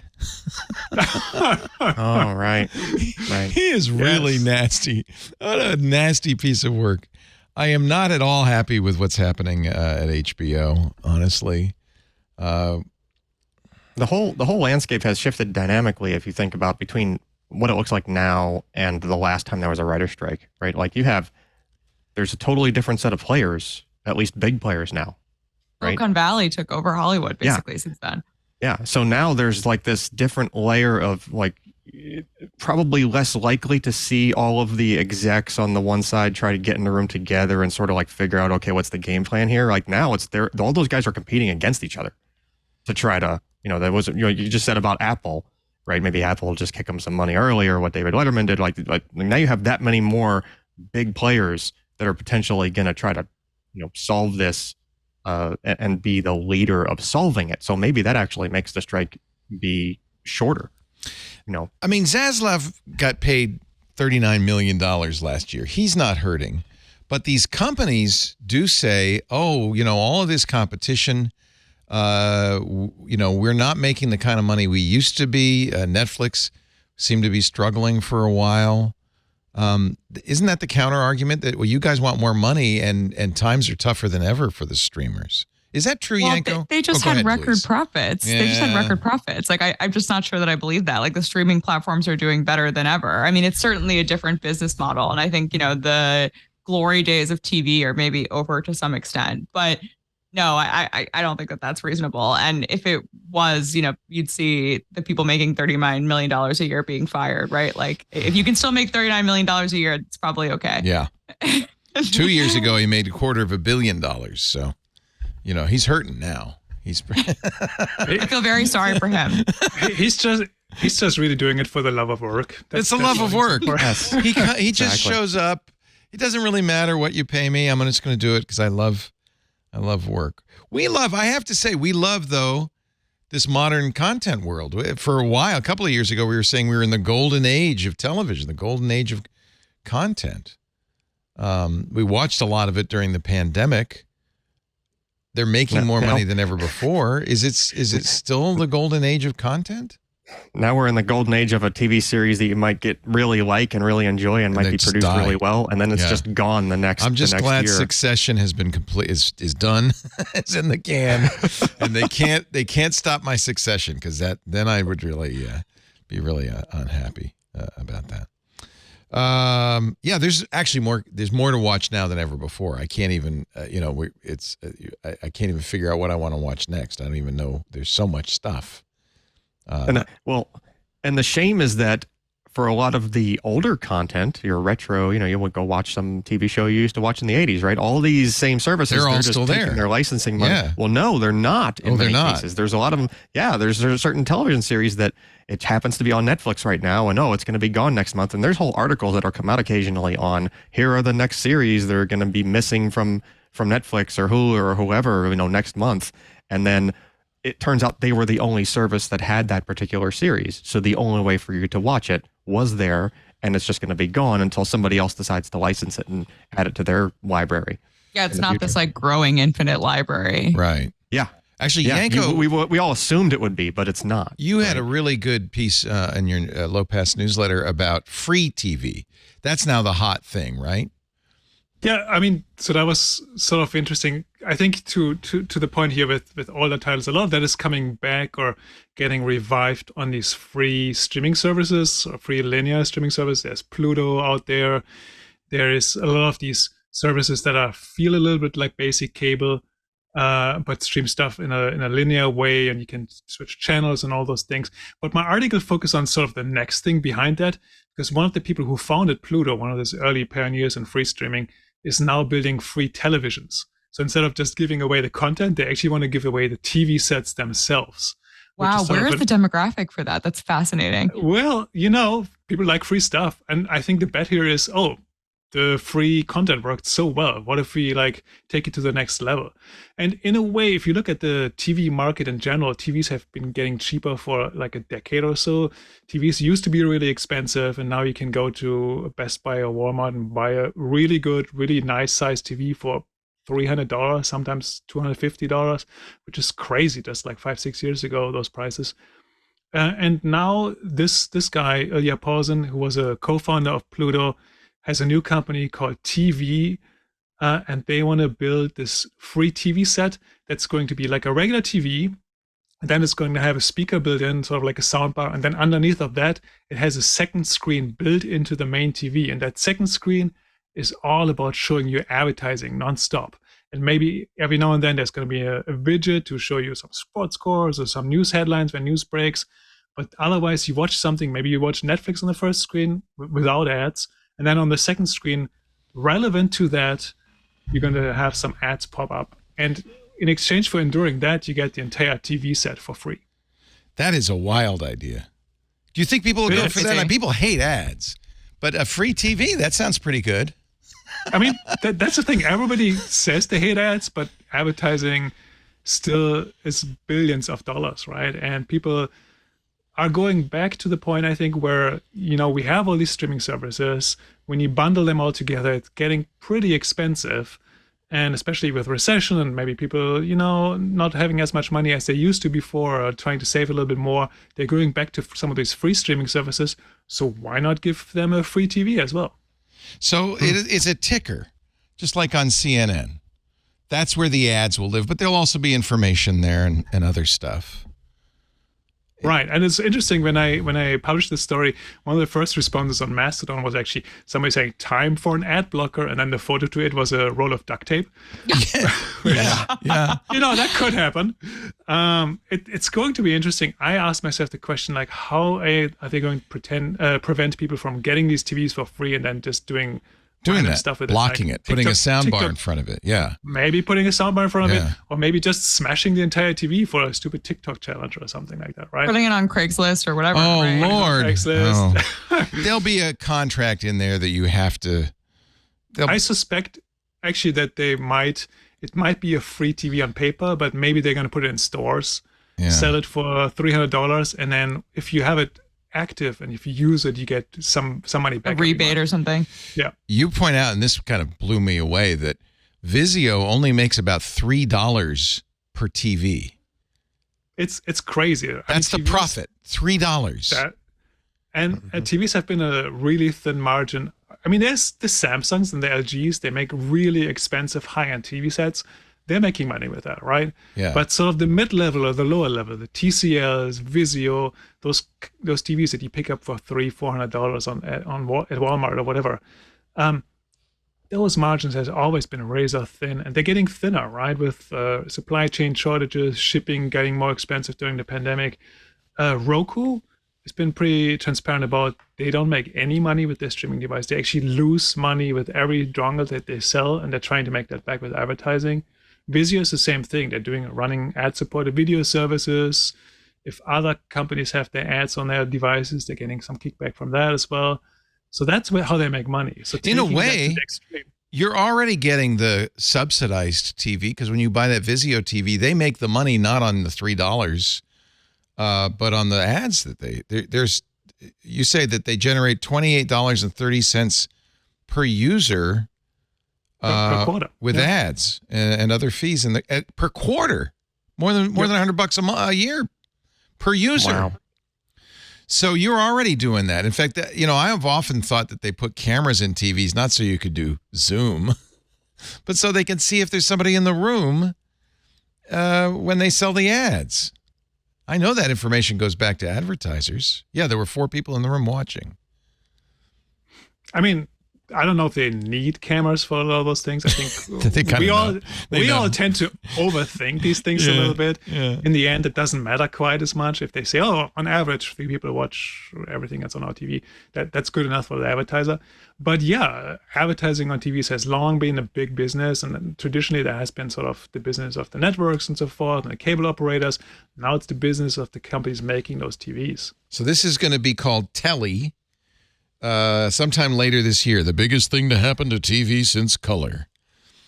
But we don't know the actual details. As you say, you might be they'll sell it in a store and it's just going to be more subsidized, or. Yeah, they didn't talk to me, and it's been completely stealth. I sort of found out about it through people who knew some things, and then I dug up additional details. It's a great scoop. Wild. Just a wild story. It ties into this story about ad blockers. I mean, we're all more concerned than ever, and I think more aware than ever, certainly our audience more aware than ever, of ad brokers or information brokers and ad tracking and things like that. The F.T.C. was suing a company called Kochava. They were a location data broker. They sold information about where you are, information they get from your phone, presumably, to advertisers. Kochava, according to the New York Times, collects more than 90 location data points a day from about 35 million active mobile device users. So you may not realize it, but when you have an app and you give it location permissions, it's not just for the app's developer, but it may also be sold on to a broker. The location coordinates can reveal where each mobile device has been approximately every 15 minutes. Federal Trade Commission filed a complaint last August saying it's problematic because not only does it track your visit to a store, it could track your visits to private locations like churches, mosques, synagogues, abortion clinics, domestic violence shelters, medical centers, and homeless shelters. The location data could be used to track not just the dates and times patients visit abortion clinics, for instance, but also track the locations of healthcare professionals who provided medical treatments like abortions. And there are many states where that would be against the law. So the F.T.C. sued and lost. On Thursday, a federal judge in Idaho dismissed the lawsuit against Kochava. The judge wrote, regulators had not provided sufficient evidence to back up their claims that the company was unfairly selling information on the precise locations of millions of people's mobile phones. They said, well, you haven't proven any harm. Now, I mean, go ahead. I think, yeah, I mean, I think what's just so unfortunate about this is that Lena Khan, who, you know, I admire a lot and is trying to do a lot on tech at the FTC. This is just such a good example of how you can't really do this without legislation, right? Like if we had a national, you know, privacy law that Lena would be entrusted with enforcing, I don't think that you would have had that outcome in this case. But the problem is that she's trying to shove, you know, antiquated laws into a more progressive model of data privacy. And we just don't have the legislation to back that up. The founder and chief executive of Kochava, Charles Manning, celebrated, saying the company has complied with all rules and laws, including privacy laws. Now, the FTC said it's not it's qualified victory because the judge did agree that location data could enable third parties to track and harm smartphone users. The judge merely said regulators hadn't given him adequate evidence that consumers were actually suffering or were likely to suffer substantial harm. So the FTC said, okay, well, at least he stipulated that it could be harmful. Now we just have to prove the harm. Presumably that means they're going to go back to court and fight this one. But that's discouraging because it's such an to me, it seems like such an obvious invasion of privacy. And that's the harm by itself. Judge disagreed. So One maybe of the issues here too is that a lot of the states now, especially when it comes to these abortion laws, the restrictive abortion laws, there are some states that now and basically deputize citizens. So if you're a citizen and you suspect a doctor provides abortions, you can sue them for damages. Yeah. And, you know, it's not too far-fetched to think somebody could buy this location data and then just monetize it by suing a bunch of doctors or a bunch of people who go to abortion clinics. New kind of ambulance chaser. Yeah. Yeah. That's terrifying. We'll watch, obviously we'll watch that with interest because I know our audience is very concerned about privacy of all kinds. And that's why I mentioned this in the context of that ad-supported TV. I mean, clearly what you're selling is information about you in order to get a free TV. So, very, very interesting. Let's see. Google has turned on Passkeys for passwordless future. I immediately turned it on, but there's some concerns about, well, maybe this is risky. It replaces not only your password, but your two-factor. So when I turned it on, I went to a page at Google and made my phone essentially be like a YubiKey. The idea is that by unlocking my phone with Face ID or Touch ID or a PIN, and by the way, I probably would not recommend you use this with a PIN, but it could be used that way. You can unlock your Google account. And of course, the risk is if somebody gets your phone and your PIN, Yep. suddenly they've got your Google account along with everything else. Alan, you think this is a good idea? Would you do this? It doesn't feel that great to me. Yeah. Hot take. From the former security person. Okay. I'm also worried about, like, I just think this over-reliance. I know that, you know, security experts will tell you to move away from SMS, but this is still, you know, an over-reliance on your device and your phone account, right? And I just worry about that. Like, you know, every time one of these things comes out, I'm like, how many iPhones are stolen a year, right? Like, I just feel really bad for people who, you know, get separated from their device for whatever reason, because, you know, all your backup codes, whatever it is, you know, you might have stored there, it can be really, really difficult to get into your accounts. I mean, the only way you can safeguard against that is to ensure that you have, an iCloud backup, right, of your phone. Because I think if you are able to restore from an iCloud backup, you'll have a lot of that stuff. But okay, so this is, and this is still unclear, but the FIDO Alliance, which created this Passkeys protocol, has never been clear about the idea of moving these keys. In fact, they really have never provided a way of moving these keys. And I think that they see it as a security problem. Like, well, if you can move the keys, now you got a problem. Apple does not allow you to import or export the keys. What Apple's doing with the iCloud key, as far as I can understand, I keep trying to read these documents and understanding them, is when you get a new iPhone, the keys will be moved through your iCloud to that phone, but the key is stored in a secure enclave on the hardware. This iCloud, the name iCloud, is merely that when you get a new device from Apple, you can move the keys over. As far as I know, there is no, and FIDO2 doesn't allow for any export or import of keys. They see that as a hazard. Well, that's a great way to ensure you never switch to Android, isn't it? Oh, I never thought of that. Oh, yeah, exactly. Yeah. And Apple's been queried about this. I remember when they announced support, but Google and Apple, Microsoft all support Passkeys. But in every case, I think the companies are seeing this as a way to keep you from moving off of their platform. I wonder how it works for sort of unusual devices, like even smart TVs. I've definitely been in a situation where I have a Google TV and I have two-factor authentication. I have a YubiKey or like one of those keys. And so it suddenly asked me to put my key into the USB port of my television and press the button. And I had to climb behind my TV basically to log into my Google account. That is not a good solution. Pretty quickly. Yeah. So how is that going to work with sort of? Well, I don't think we're ever replacing passwords, to be honest with you. And that's the problem. I think this is sort of a solution for some in some cases, but I don't think it's going to replace passwords. You still need a fallback anyway. Because if you lose your phone, you got to have a fallback. So all of your previous methods of logging in still work. You can't turn them off. That's another trend I'm not thrilled about now, is that there's a lot of companies out there that seem to be trying to move away towards or push their users into, the next time you sign up, you could do passwordless. Mm-hmm. This is so amazing. And all they're doing is really just sending you a confirmation email. So they've reduced it down to a single factor for you. It's not even what you know anymore. It's just what you have, which is your email. And that's not very secure at all, frankly. Well, hopefully it is as secure as you can make it, but the average person isn't doing even that. Yeah. Right?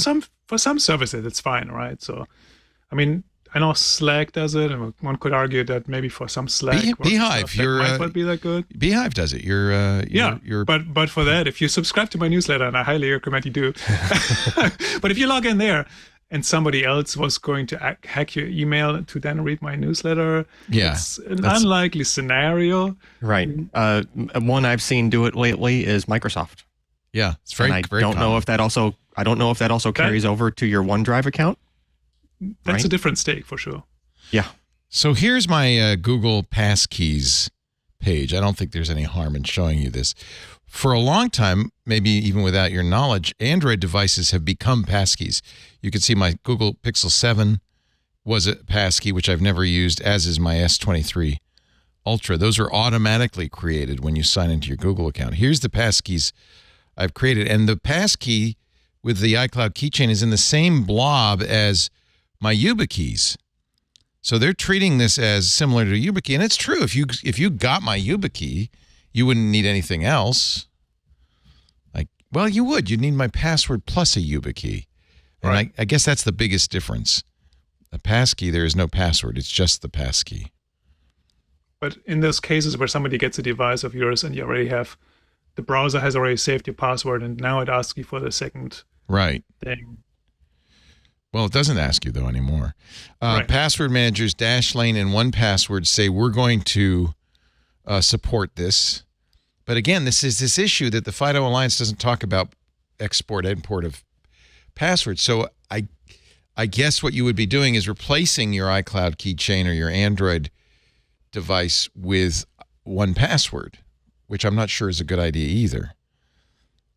So this Google's jumped on this, and a lot of people jumped on it because no one likes passwords.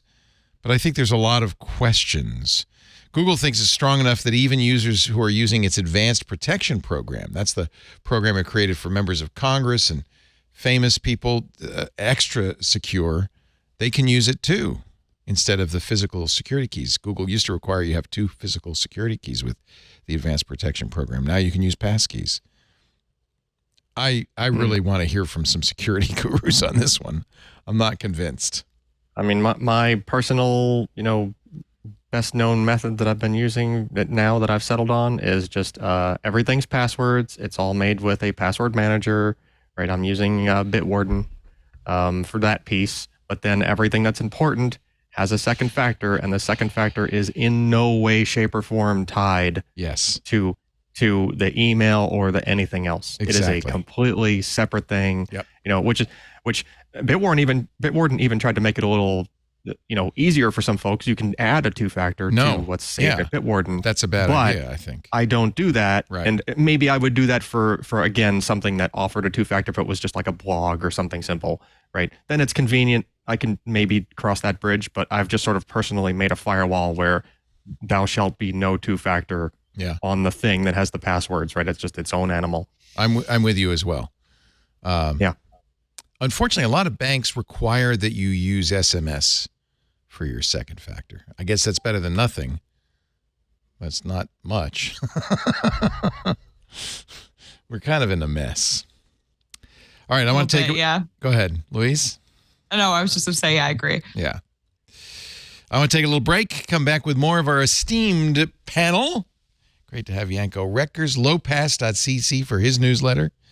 Louise Matsakis, Semaphore, SEMAFOR.com. Did you all get free copies of Traffic? No, we did not. Ben did not give you free copies of his book? He allowed us to have a PDF of the of it. There you go. So that's good. Yeah. I hear it's very good. Jeff Jarvis has read it and said it's really interesting. We're going to get to actually kind of the fallout of all of that in a second. And of course, our dear friend Alan Malventano, formerly of This Week in Computer Hardware, formerly of a submarine, formerly of the NSA. Now done too many things. He's done many things. Now the king of solid state drives at Solidigm. Our show today. Hey, you're my expert. That's good enough for me anyway. Our show today brought to you by ZipRecruiter. Boy, when you are in a business and somebody leaves, it's like, yikes. And if you're starting a new business or you're growing your business, and by the way, if that's the case, bravo. But you got to understand, and I certainly know this, having run my own business now for 18 years, the business is just the people who work there. If you want to be successful, you got to get the right people on your team, people that fit, people with the talents you need, people with the skills you need, people with the drive you need. And that's where ZipRecruiter comes in. And I love ZipRecruiter. We use it here for our hiring. And right now you can try it for free at ZipRecruiter.com/twit. Have you thought about starting your own business? Whether it's a taco truck or a charity, you need to hire people. And this is why you should use ZipRecruiter. First of all, because when you post to ZipRecruiter, it goes to 100+ job sites, all the social networks. You're reaching out, casting the biggest net possible. Because, the right person's out there, but you got to make sure you reach them where they are. But then you might say, well, gosh, that's great. Now I'm going to get a million phone calls. My inbox is going to be jam full. No, it all flows into your ZipRecruiter interface. In fact, they even reformat all the resumes so you can scan them quickly. They give you screening questions, true, false, multiple choice, even essay questions so you can eliminate people who just don't fit. And then ZipRecruiter does something really remarkable. They have already 1 million+ current resumes on file. People come to ZipRecruiter looking for work. They use their powerful matching technology to go through those resumes and find people qualified for your role, the job you're trying to fill. And then they let you send them a personal invite. And by the way, that really works. If you look at some of the prospects that ZipRecruiter finds for you and you say, oh, that person would be great, that person would be great, and you send them an invite, man, are they happy? They're flattered. They're more likely to apply, follow through, take the job. ZipRecruiter does more, too. They give you labels you can put on your listing to help you tell the message in a quick way. Because you know what? those prospective employees, they're also scanning the openings. They're going to see these attention-grabbing labels. You can say remote work, for instance, allowed, or training provided. That's a big one. People love that. Or urgent. We need to fill this one fast. They'll really help your job stand out. That invite to apply, the attention-grabbing labels, just the process alone makes ZipRecruiter amazing. Let ZipRecruiter fill all your roles with the right candidates. We do. And I have to tell you, we get results fast. 4 out of 5 employers who post on ZipRecruiter get a quality candidate within the first day. That's such a relief when somebody leaves and you got to fill that position. It's stressful just knowing, hey, I got some great candidates.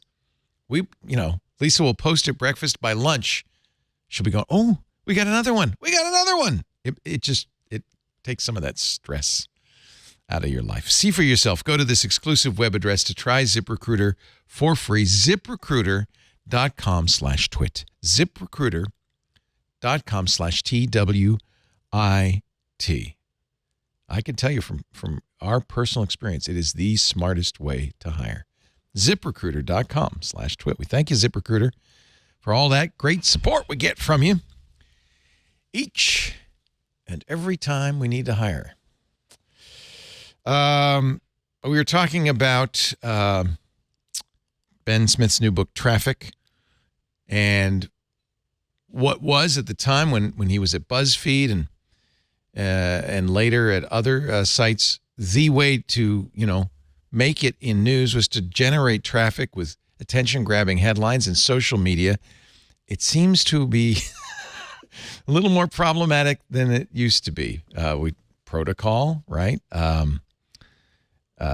guess GigaOM in its way, and now Vice apparently set it to be head for bankruptcy, according to the New York Times. BuzzFeed just shut down their news division, froze it all. Vice was valued at $5.7 billion. They've been looking hard for a buyer, can't find one. Is the online news business in trouble, Louise?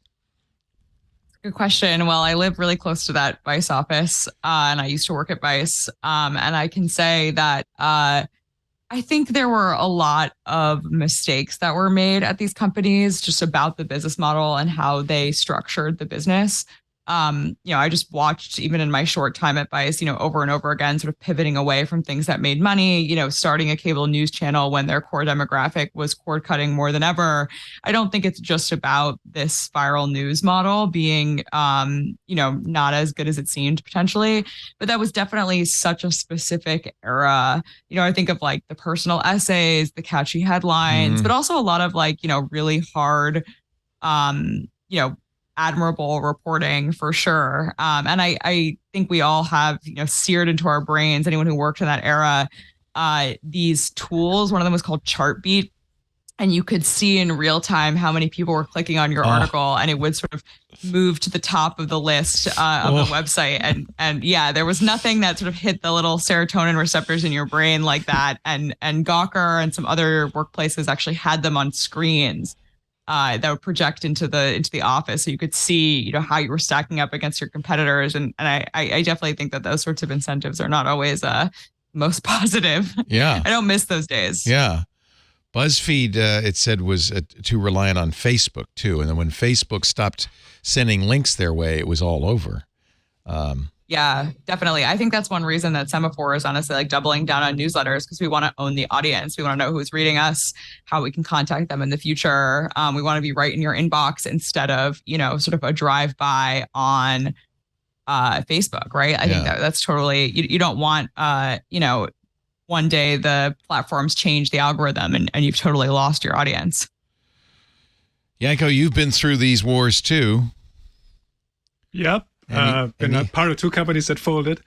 So yeah, I think part of that issue is what Luis described, the traffic chasing. But I think part of it was also that some of these bets that they made were just really, really expensive, with the idea that they would pay off in the future. And so they raised a ton of money on those ideas, like making bespoke branded content and doing crazy video things. And if you raise hundreds of millions of dollars, or even more in the case of Vice, I guess, at some point you have to be able to pay that back. And that sort of forces you even more to chase those audiences and those ad dollars and everything. And that's I think even the bigger problem. It's not that news itself can't be run profitably, and they're saying Huffington Post is actually profitable, right? So BuzzFeed is saying Huffington Post is going to stay around as a news organization because they're profitable.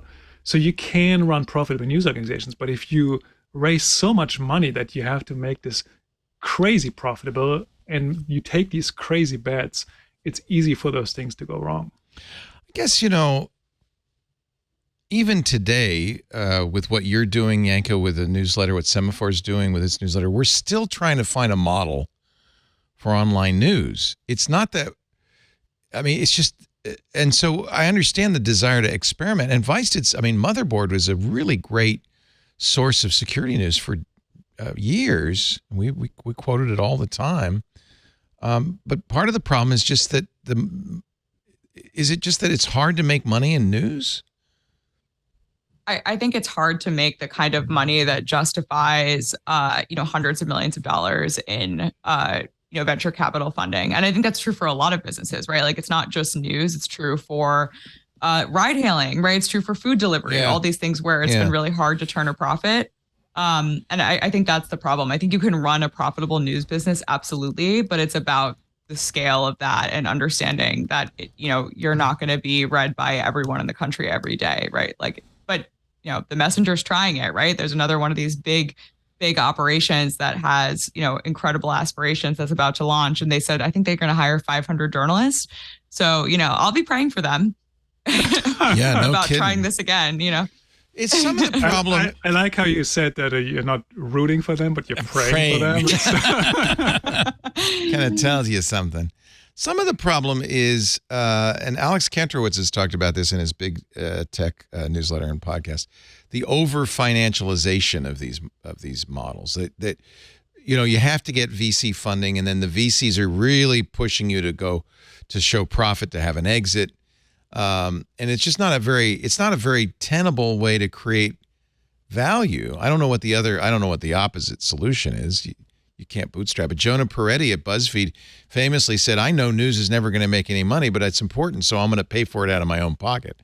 And he grew tired of that, obviously, because it just never made any money. I don't know what the alternative is, but it sounds like I think it made a lot of money. Yeah. It made a lot of money. It just didn't make enough money to justify hundreds of millions of dollars of funding. News did. Yeah, news didn't. Yeah, I think that's the problem. I think BuzzFeed News did make some money, but I don't think it made enough to sustain the scale of the operation that they had. Right? He said, I just like news, and I'm actually I'm with him. I like it too. In fact, we're kind of a parasite on the online news industry. All we do is talk about your stories.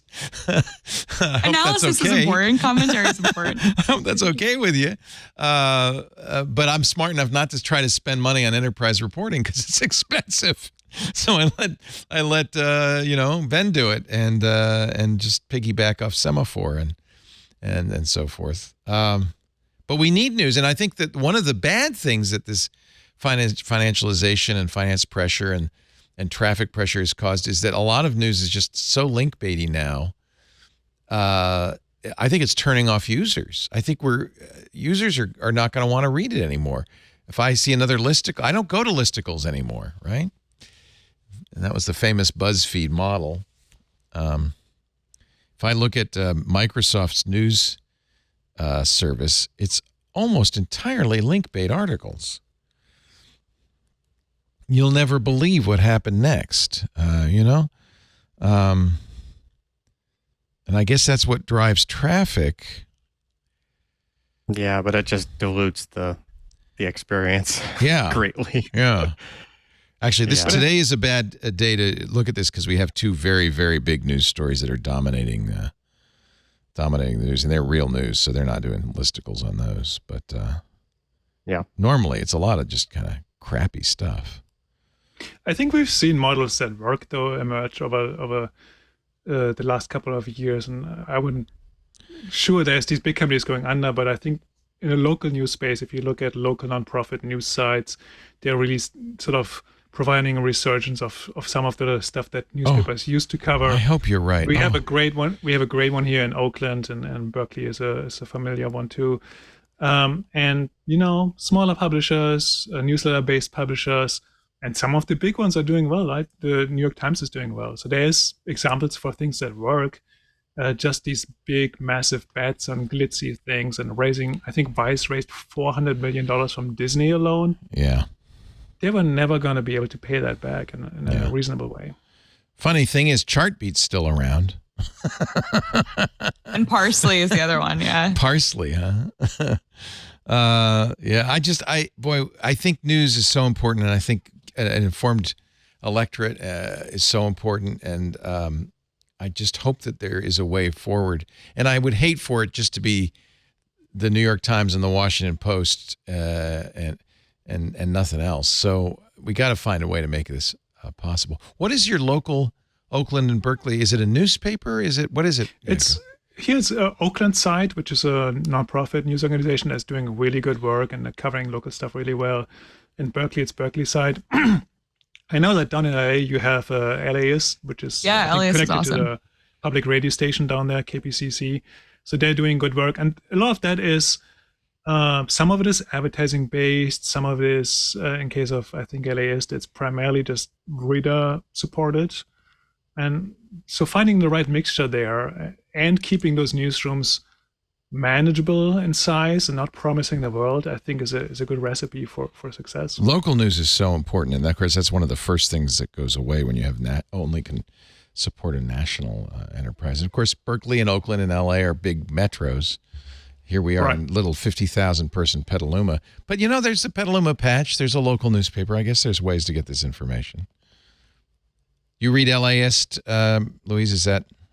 Yeah, I think it's really important. I mean, I only moved to LA a few years ago, but I think local news, helped me learn about and integrate into a new community. I just think it's really crucial. Yeah. And even just I think of course, the really hard news is super important. But I think one thing the New York Times, the LAist, some of these other publications understand is that people want to know, what are the latest restaurants? They want recipes. They want crossword puzzles. They want sort of lifestyle, the fun community part. Traditional lifestyle coverage. I think that stuff's important. And I think it's good when news organizations realize it's not just winning the Pulitzers or which Disney princess are you? It drives traffic. The best LA restaurants to eat brunch with your dog.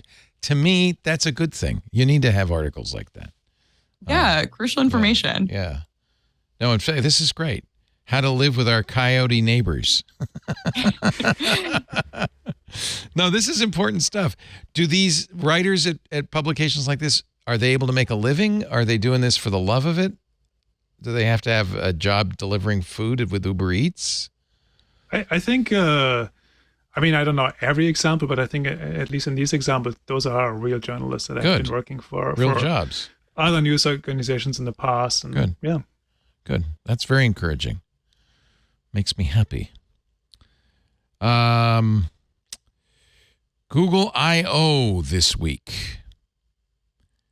Let me take a break and we'll talk about Google I.O. because we're kind of running down the clock here, and I want to give you guys a chance to tell me what you think. We're pretty sure, in fact, I think Google has now admitted, yes, a folding phone. So we'll talk about that and more in just a bit with our wonderful panel. Our show today brought to you by ExpressVPN. We talk about privacy a lot, but you need tools to help protect your privacy. Tools like our sponsor, ExpressVPN. Everybody's talking about, like ChatGPT, Microsoft, Google investing heavily in AI for search. It's not a surprise. These are the same companies that use the information you give them to monetize. They get a cut from the information you see. And you might notice that one of the things they're doing is creating their own search results with their little robots so that you don't ever leave the site. I think more and more it's important that you kind of defend yourself against data brokers. We just talked about Kochava, against big tech that wants to mine your information for their ads. A good VPN is worth its weight in gold, and that's why I use and recommend ExpressVPN to put a layer of protection between you and big tech and little tech, the outside world. With ExpressVPN, You hide your IP address on all your devices. It's very easy. There's an app for Mac, Windows, Linux, iOS, Android. You open the app, you press the big button, and now you are hidden. Big Tech doesn't know it's me. It sees an ExpressVPN IP address instead. Very easy to use. It also encrypts 100% of your online traffic. So we were talking last week about the Wi-Fi pineapple. Very, very disturbing hardware out there. ExpressVPN protects you against prying eyes that way too. And one ExpressVPN subscription covers up to 5 devices at the same time, so everybody can use it. In fact, ExpressVPN even sells routers and offers software for routers, so you can put it on your router and protect the whole house. And ExpressVPN invests in their infrastructure, so it's fast enough to watch HD video with servers all over the world, so you can have a location anywhere in the world that you want. It is the best way to protect your privacy, to eliminate geo restrictions, and to protect yourself from bad guys online. ExpressVPN. Stop letting big tech leech your data freely. Do what I do. Use ExpressVPN. Go to expressvpn.com/twit right now. You can get 3 extra months free with a 1-year plan. That's the best deal. It's not free. It shouldn't be free. You want to pay for your VPN because you don't want to give them any incentive to sell your information. ExpressVPN bends over backwards to make sure you're private. No logging. They run a specially designed Debian distro that wipes the entire drive every single day. So even if it could write to the hard drive, they can't store that data. They run their custom trusted server software, which runs out of RAND. It's sandboxed. It can't write to the drive. By the way, this has all been validated by independent third parties. There was a great article, if you're interested, on Bleeping Computer about how ExpressVPN does what they do. It really works. EXPRESSVPN, expressvpn.com/twit. #1 rated by CNET Tech Radar and me. expressvpn.com/twit. Get that extra 3 months with your 1-year package. Had a fun week this week on Twit. We've even made a little movie for your entertainment. Jason, do you remember back in the day when notification and ringtone volumes were separate on Android? Yeah, I remember that. Yeah. Because it looks like it is back and in testing. It's happening! And my guess is whoever the person on the product team at Android that hated this around the time of Lollipop has left and moved on. Like, Bobby, can we finally split these apart? No, I'm still here. I hate that. No. Set yourself a reminder. We'll check back with Bobby next year. Previously on Twit. iOS Today. I'm joined by Matthew Casanelli, and we are going to talk pro tips, tricks, apps, and more to bring you up to the best skill level for you and all of your devices. Tech News Weekly. We start with Mia Sato from The Verge. She joins us to talk about generative AI on the voice front, AI Drake, AI Weekend, and the legal implications. You can't copyright your voice. You can't copyright your style or your flow or the way Drake says something. That's not a copyright problem. Right. And that's why this song is so deeply weird. It's like, well, there's no work that it was copying. This Week in Google. This morning, I got up early and signed up for Passkeys. So now my iPhone is my Google login. And all I have to do when I want to log into Google is do the biometrics on the iPhone, in this case, Face ID. May I add something here? Yes. Because you have a workplace account. Oh, right. And does it not work with that? No. And they keep using AI Leo as the announcer on this show, so I'm going to sue. I'll sue you, damn it. It sounds a little bit like me anyway. It was a great week this week on Twit, and I hope you'll join us all week long. And, of course, if you're a Club Twit member, extra stuff from Hands on Windows, Hands on Macintosh, the Untitled Linux Show, the Giz Fizz, Stacy's Book Club, and more. If you're not yet a member, $7 a month, ad-free versions of all our shows. You wouldn't even be hearing this if you're a member. Plus access to the Discord, plus all those free shows. Well, they're not free, are they? They're $7 a month, but that's nothing for all the goodness that you get. Go to twit.tv/clubtwit and you can join. We will be doing a live stream from Google I.O. I think we decided it's 10 a.m., right? 10 a.m. on Wednesday, 10 a.m. Pacific, 1 p.m. Eastern. Jeff Jarvis and I will watch the keynote along with you. And then we'll discuss it all later on Windows Weekly and This Week in Google. Apparently, Google has finally acknowledged, there's going to be a folding phone. And I guess, well, we'll see if they what they say about it at Google I.O. But they have, with video teasers on YouTube and Twitter, teased, this is it. Looks like it's a 2-screen phone, a extra wide screen that unfolds and then one on the front. So you get both. It unfolds into a 7.6-inch display. That's pretty big. The exterior screen is 5.8 inches. Here's the scary thing. The rumors are it's going to be as much as $2,000. Do any of you use folding phones? No. I'm trying to figure out who this is for. People with a lot of money. Yeah, well, that for sure. Somebody wants the coolest looking thing, I guess. Samsung's been selling these, as have other companies for some time. I don't know. Maybe it's just, I don't know. I think the sweet spot in Android is the cheap phone, not the expensive phone. I think they keep trying to encroach in the space of premium. You know how there's, well, maybe some of that, but maybe also some of, look at how much more you can do with this because it has the bigger screen, like assuming that you're going to bust out a keyboard or something and use this thing as if it, was like really? a larger.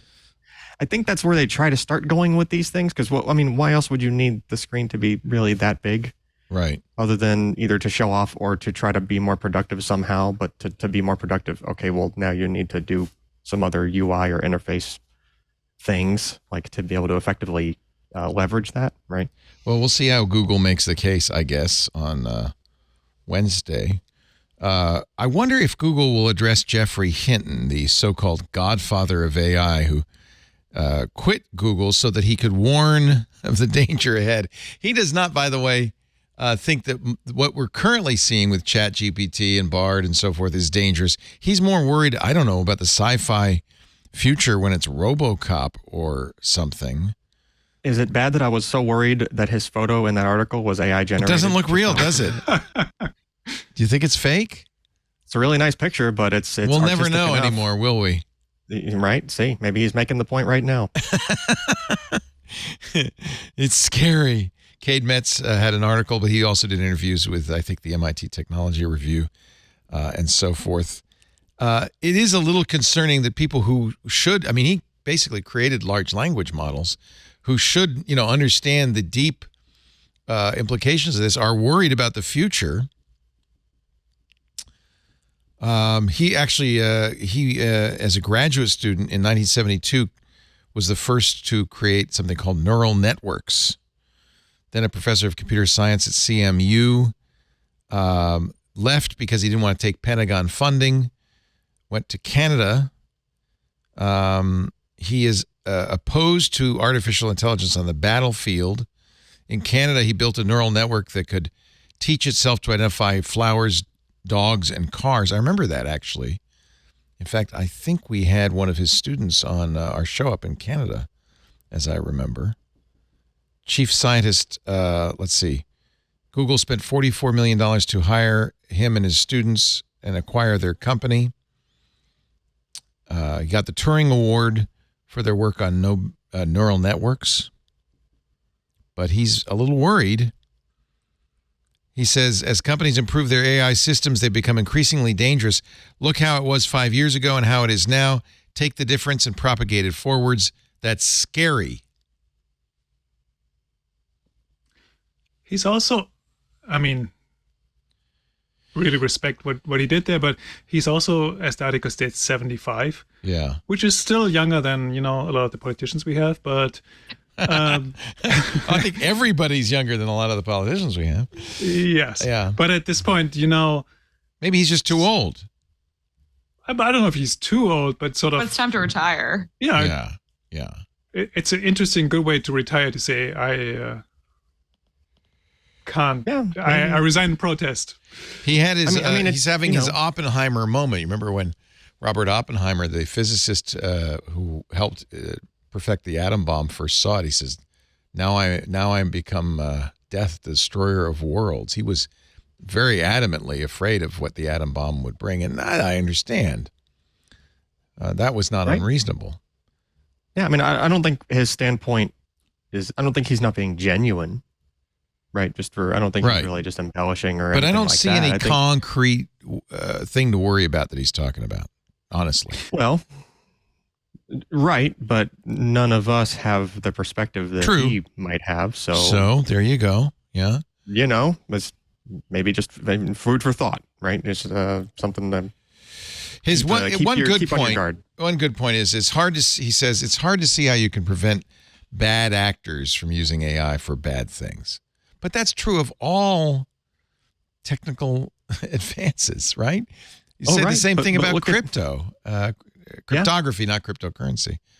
But look at all the ways that we went down the potentials even earlier in this show, where things could go down very bad roads, right? If unchecked. So. Right. Maybe the warning is, maybe he's just trying to get the warning out there just to make people think. Will Sundar Pichai on Wednesday take any time to reassure people? He's got to explain why Google is so far behind. I was just thinking about that because Sundar used to go out on stage at I.O. every year and talk about AI. Right. And people were just like, oh, that's his thing, right? Now it's everybody's thing, and he's kind of behind, actually. So it sort of turns the conversation on its head. It's going to be interesting for sure.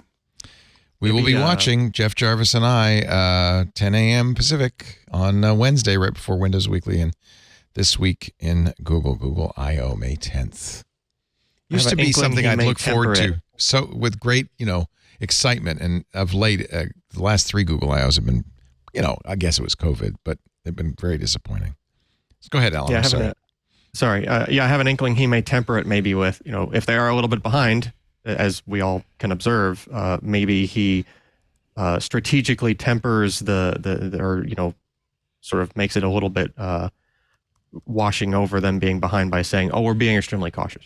Well, that's kind of what Tim Cook's position was when Apple quarterly results came out on Thursday. His 3-word response, I don't know, it was more than 3 words, but Jason Ayton writing for Inc. says, I liked his 3-word response, which is we're going to be deliberate and thoughtful in how we approach AI. Apple way behind. I mean, the problem is we don't know if they're behind or not because they're very secretive. We know Siri's way behind, but who knows? Apple could have a killer AI just waiting in the wings. I think AI is going to be the very most interesting topic at Google I.O., and we look forward to talking about that. Let's see, what else before the Halo, Amazon Halo, bye-bye. Bye-bye. Good article in The Verge about all of the plans Amazon had, Chris Welch writing, to celebrity fitness classes, an AI-powered personal trainer, Apple Watch support. That was all supposed to come out this fall. Amazon killed it before they got there. I had a Halo. It was dopey. And the problem is you had Fitbit, you had Apple Watch, you had all these devices with screens, and none of which required you to get naked and take pictures of yourself before you used them. Nor did they have monthly subscription fees. Well, Fitbit did, but you didn't have to. I think it was just not a well thought out plan. Any of you use the Halo? Nope. I use it for 5 when minutes. they brick these devices, though, it's always really unfortunate when they just, stop supporting the platforms. Yeah. People probably put a lot of money in there. Yeah.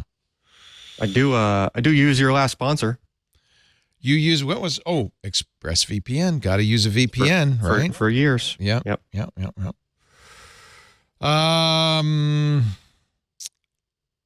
I guess that's pretty much it. Tell us the latest, greatest technology advances in SSD, Alan Malventano. Oh boy. Anything?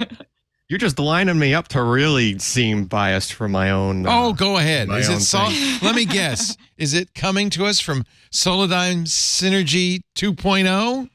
Listen, if I was still running the beat doing the SSD reviews, I would have loved to be able to be the person to write the article that John Coulter here was able to write.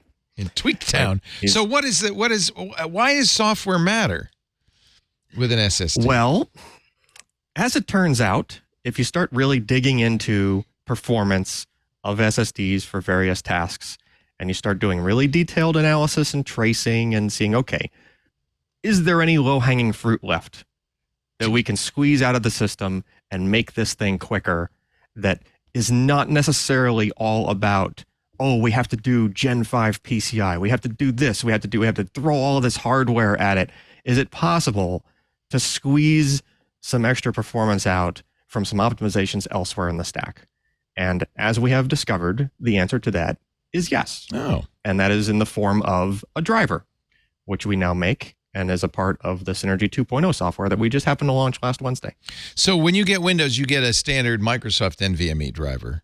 Can you replace this with a Solidigm driver? You not only can you, but our software does it for you, and it's free. Okay. And does it make a difference? I mean, will it work with other SSDs? So there's a couple of points to the software. There's the driver piece, and the driver piece has some benefits for, there's one of our SSD models called a P41 Plus, which is a QLC SSD, which has a cache, as most SSDs do, especially QLC SSDs.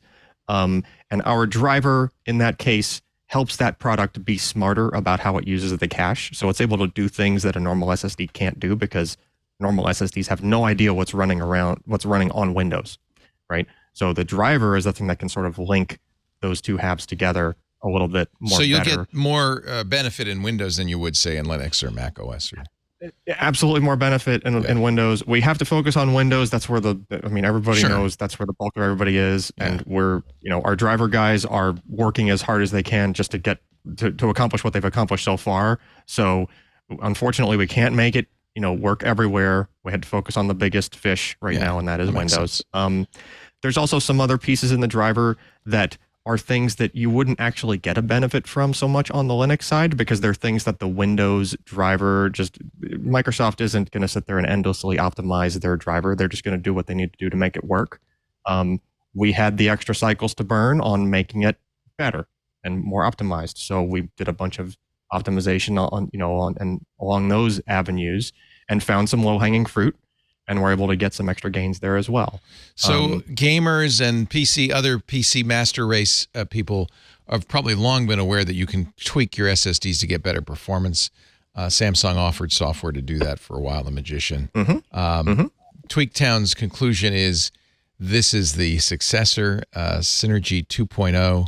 It makes, they said, as much as an 8% difference in performance, enough so that an inexpensive Solidigm SSD can outperform the higher-end Samsung EVO Extreme models. That's pretty darn good.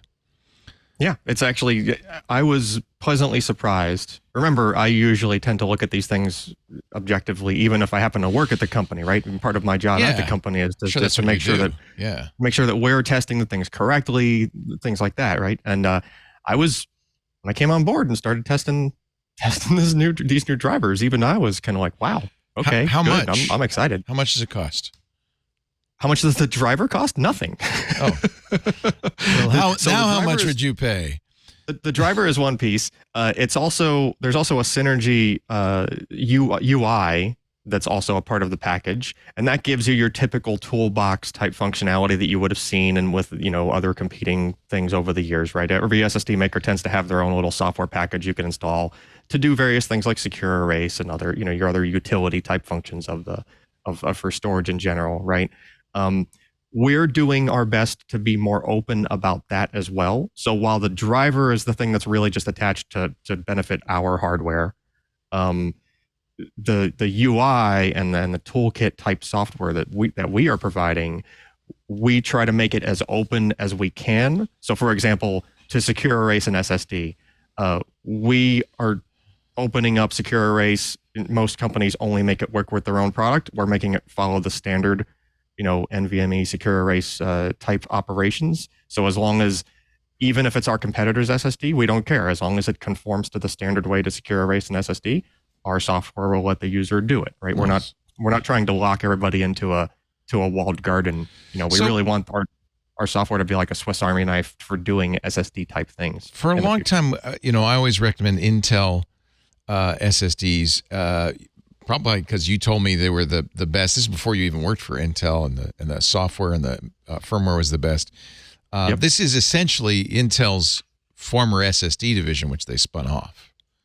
Yes, these are not new SSDs, right? This is essentially a continuation of all of the work that had been done, all of the pedigree from all of the work done back at Intel, right? It's the same team. It's all the same folks. Yeah. They just spun off and they, began this new company, this new initiative, Solidigm, and the work continues. And, the engineers, I don't know what it was, but something about that spinoff and that move and everything, the engineering guys and the driver guys, like they really just something lit, and they just started really, putting out some amazing work. So you get this driver software just when you buy a Solidigm SSD.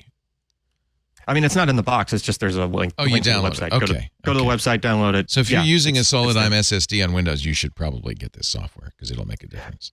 You're just leaving performance on the table if you don't. Right. It's just silly. The other thing that blows me away is, when SSDs first came out, and one of the things we always talk to you about on This Week in Computer Hardware was, well, are they going to be reliable? Are they going to be robust? Are they going to last as long as spinning drives? It seems to be, are more robust and reliable than spinning drives, yes? I mean, it depends. But they're pretty. It really is down to, there's no disadvantage. Is there? And they're a lot faster. I mean, okay, there used to be a disadvantage in the fact of hard drives you could just keep writing and they would never wear out. But modern hard drives actually start to come with an endurance rating of their own.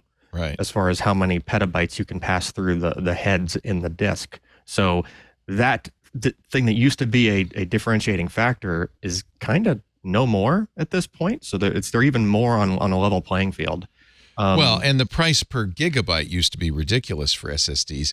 This is a Solidigm 2 terabyte drive for under $100. Yep. I don't know if you remember, because you might have not caught the PC Perspective podcast, but like for years, Ryan Shrout went on and on chanting 10 cents a gig. Right. As a price point that he was hoping that we would get to. And the thing you just showed is it a nickel? 5 cents a gig. It's a nickel a gig. Yes. Unbelievable. We live in amazing times. That's all I can say. And thank you for the work you do. You sold me. So from now on, no more Samsung 980 Pros who get the same performance for less. I'm saying it, not you. Trust the independent reviewers, not me. I work for the company, so don't take my word as gospel.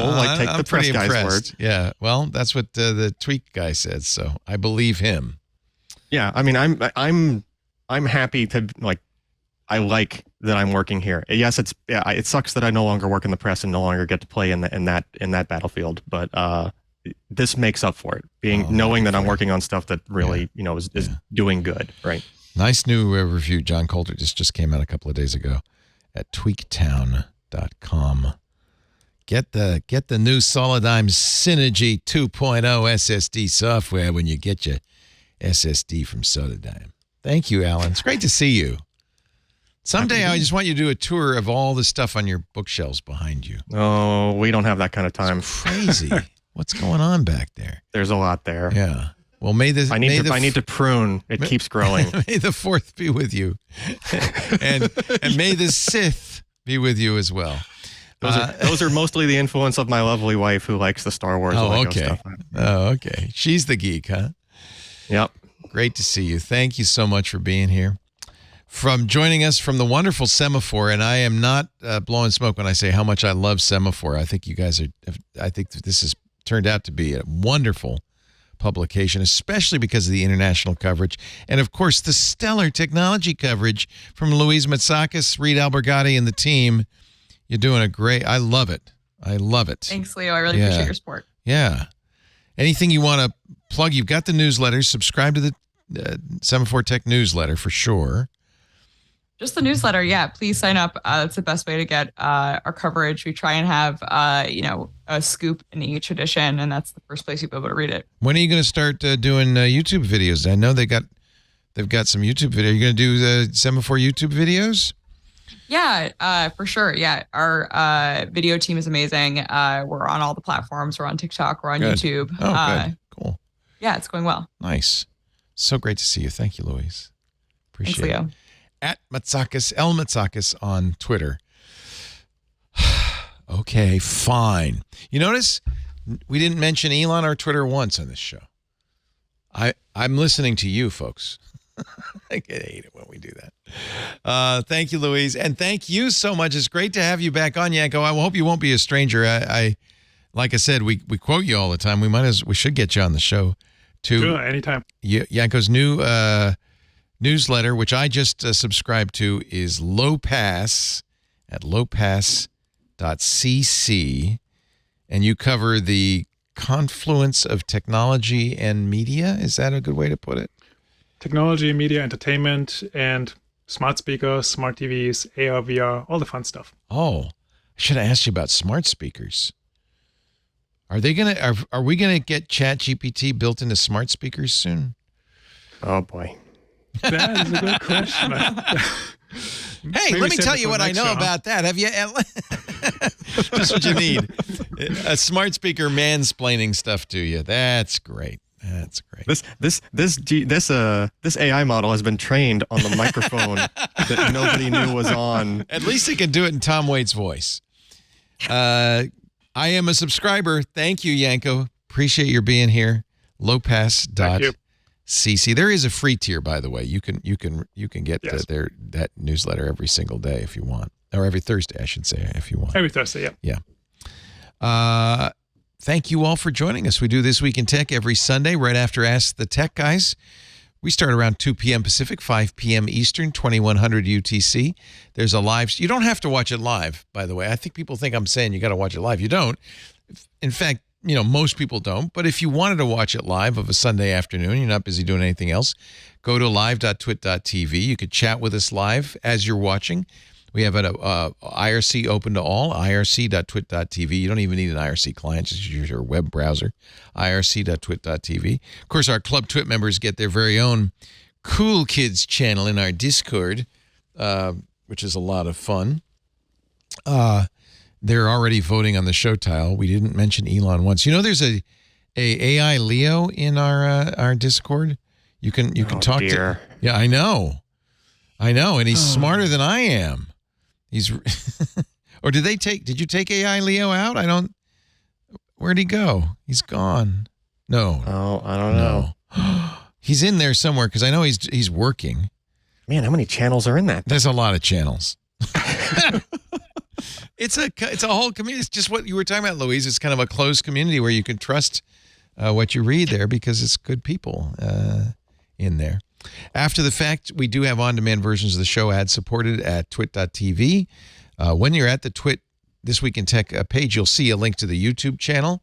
That's also available to all. You could see the various podcast clients. You can subscribe just by a single click or get the RSS feed or just search for This Week in Tech in your favorite podcast client. You can get it automatically the minute it's available. We do audio and video. You choose. Pick the one you like best. Thanks, everybody, for being here. I hope you have a wonderful week. I'll be back on Tuesday with MacBreak Weekly, Security Now, and then, of course, Wednesday, don't forget our live coverage of Google I.O. starting at 10 a.m. Pacific. Along with This Week in Google, we'll be talking all about what Google announces this week. Have a great week. We'll see you next time. Another Twit is in the can. Amazing.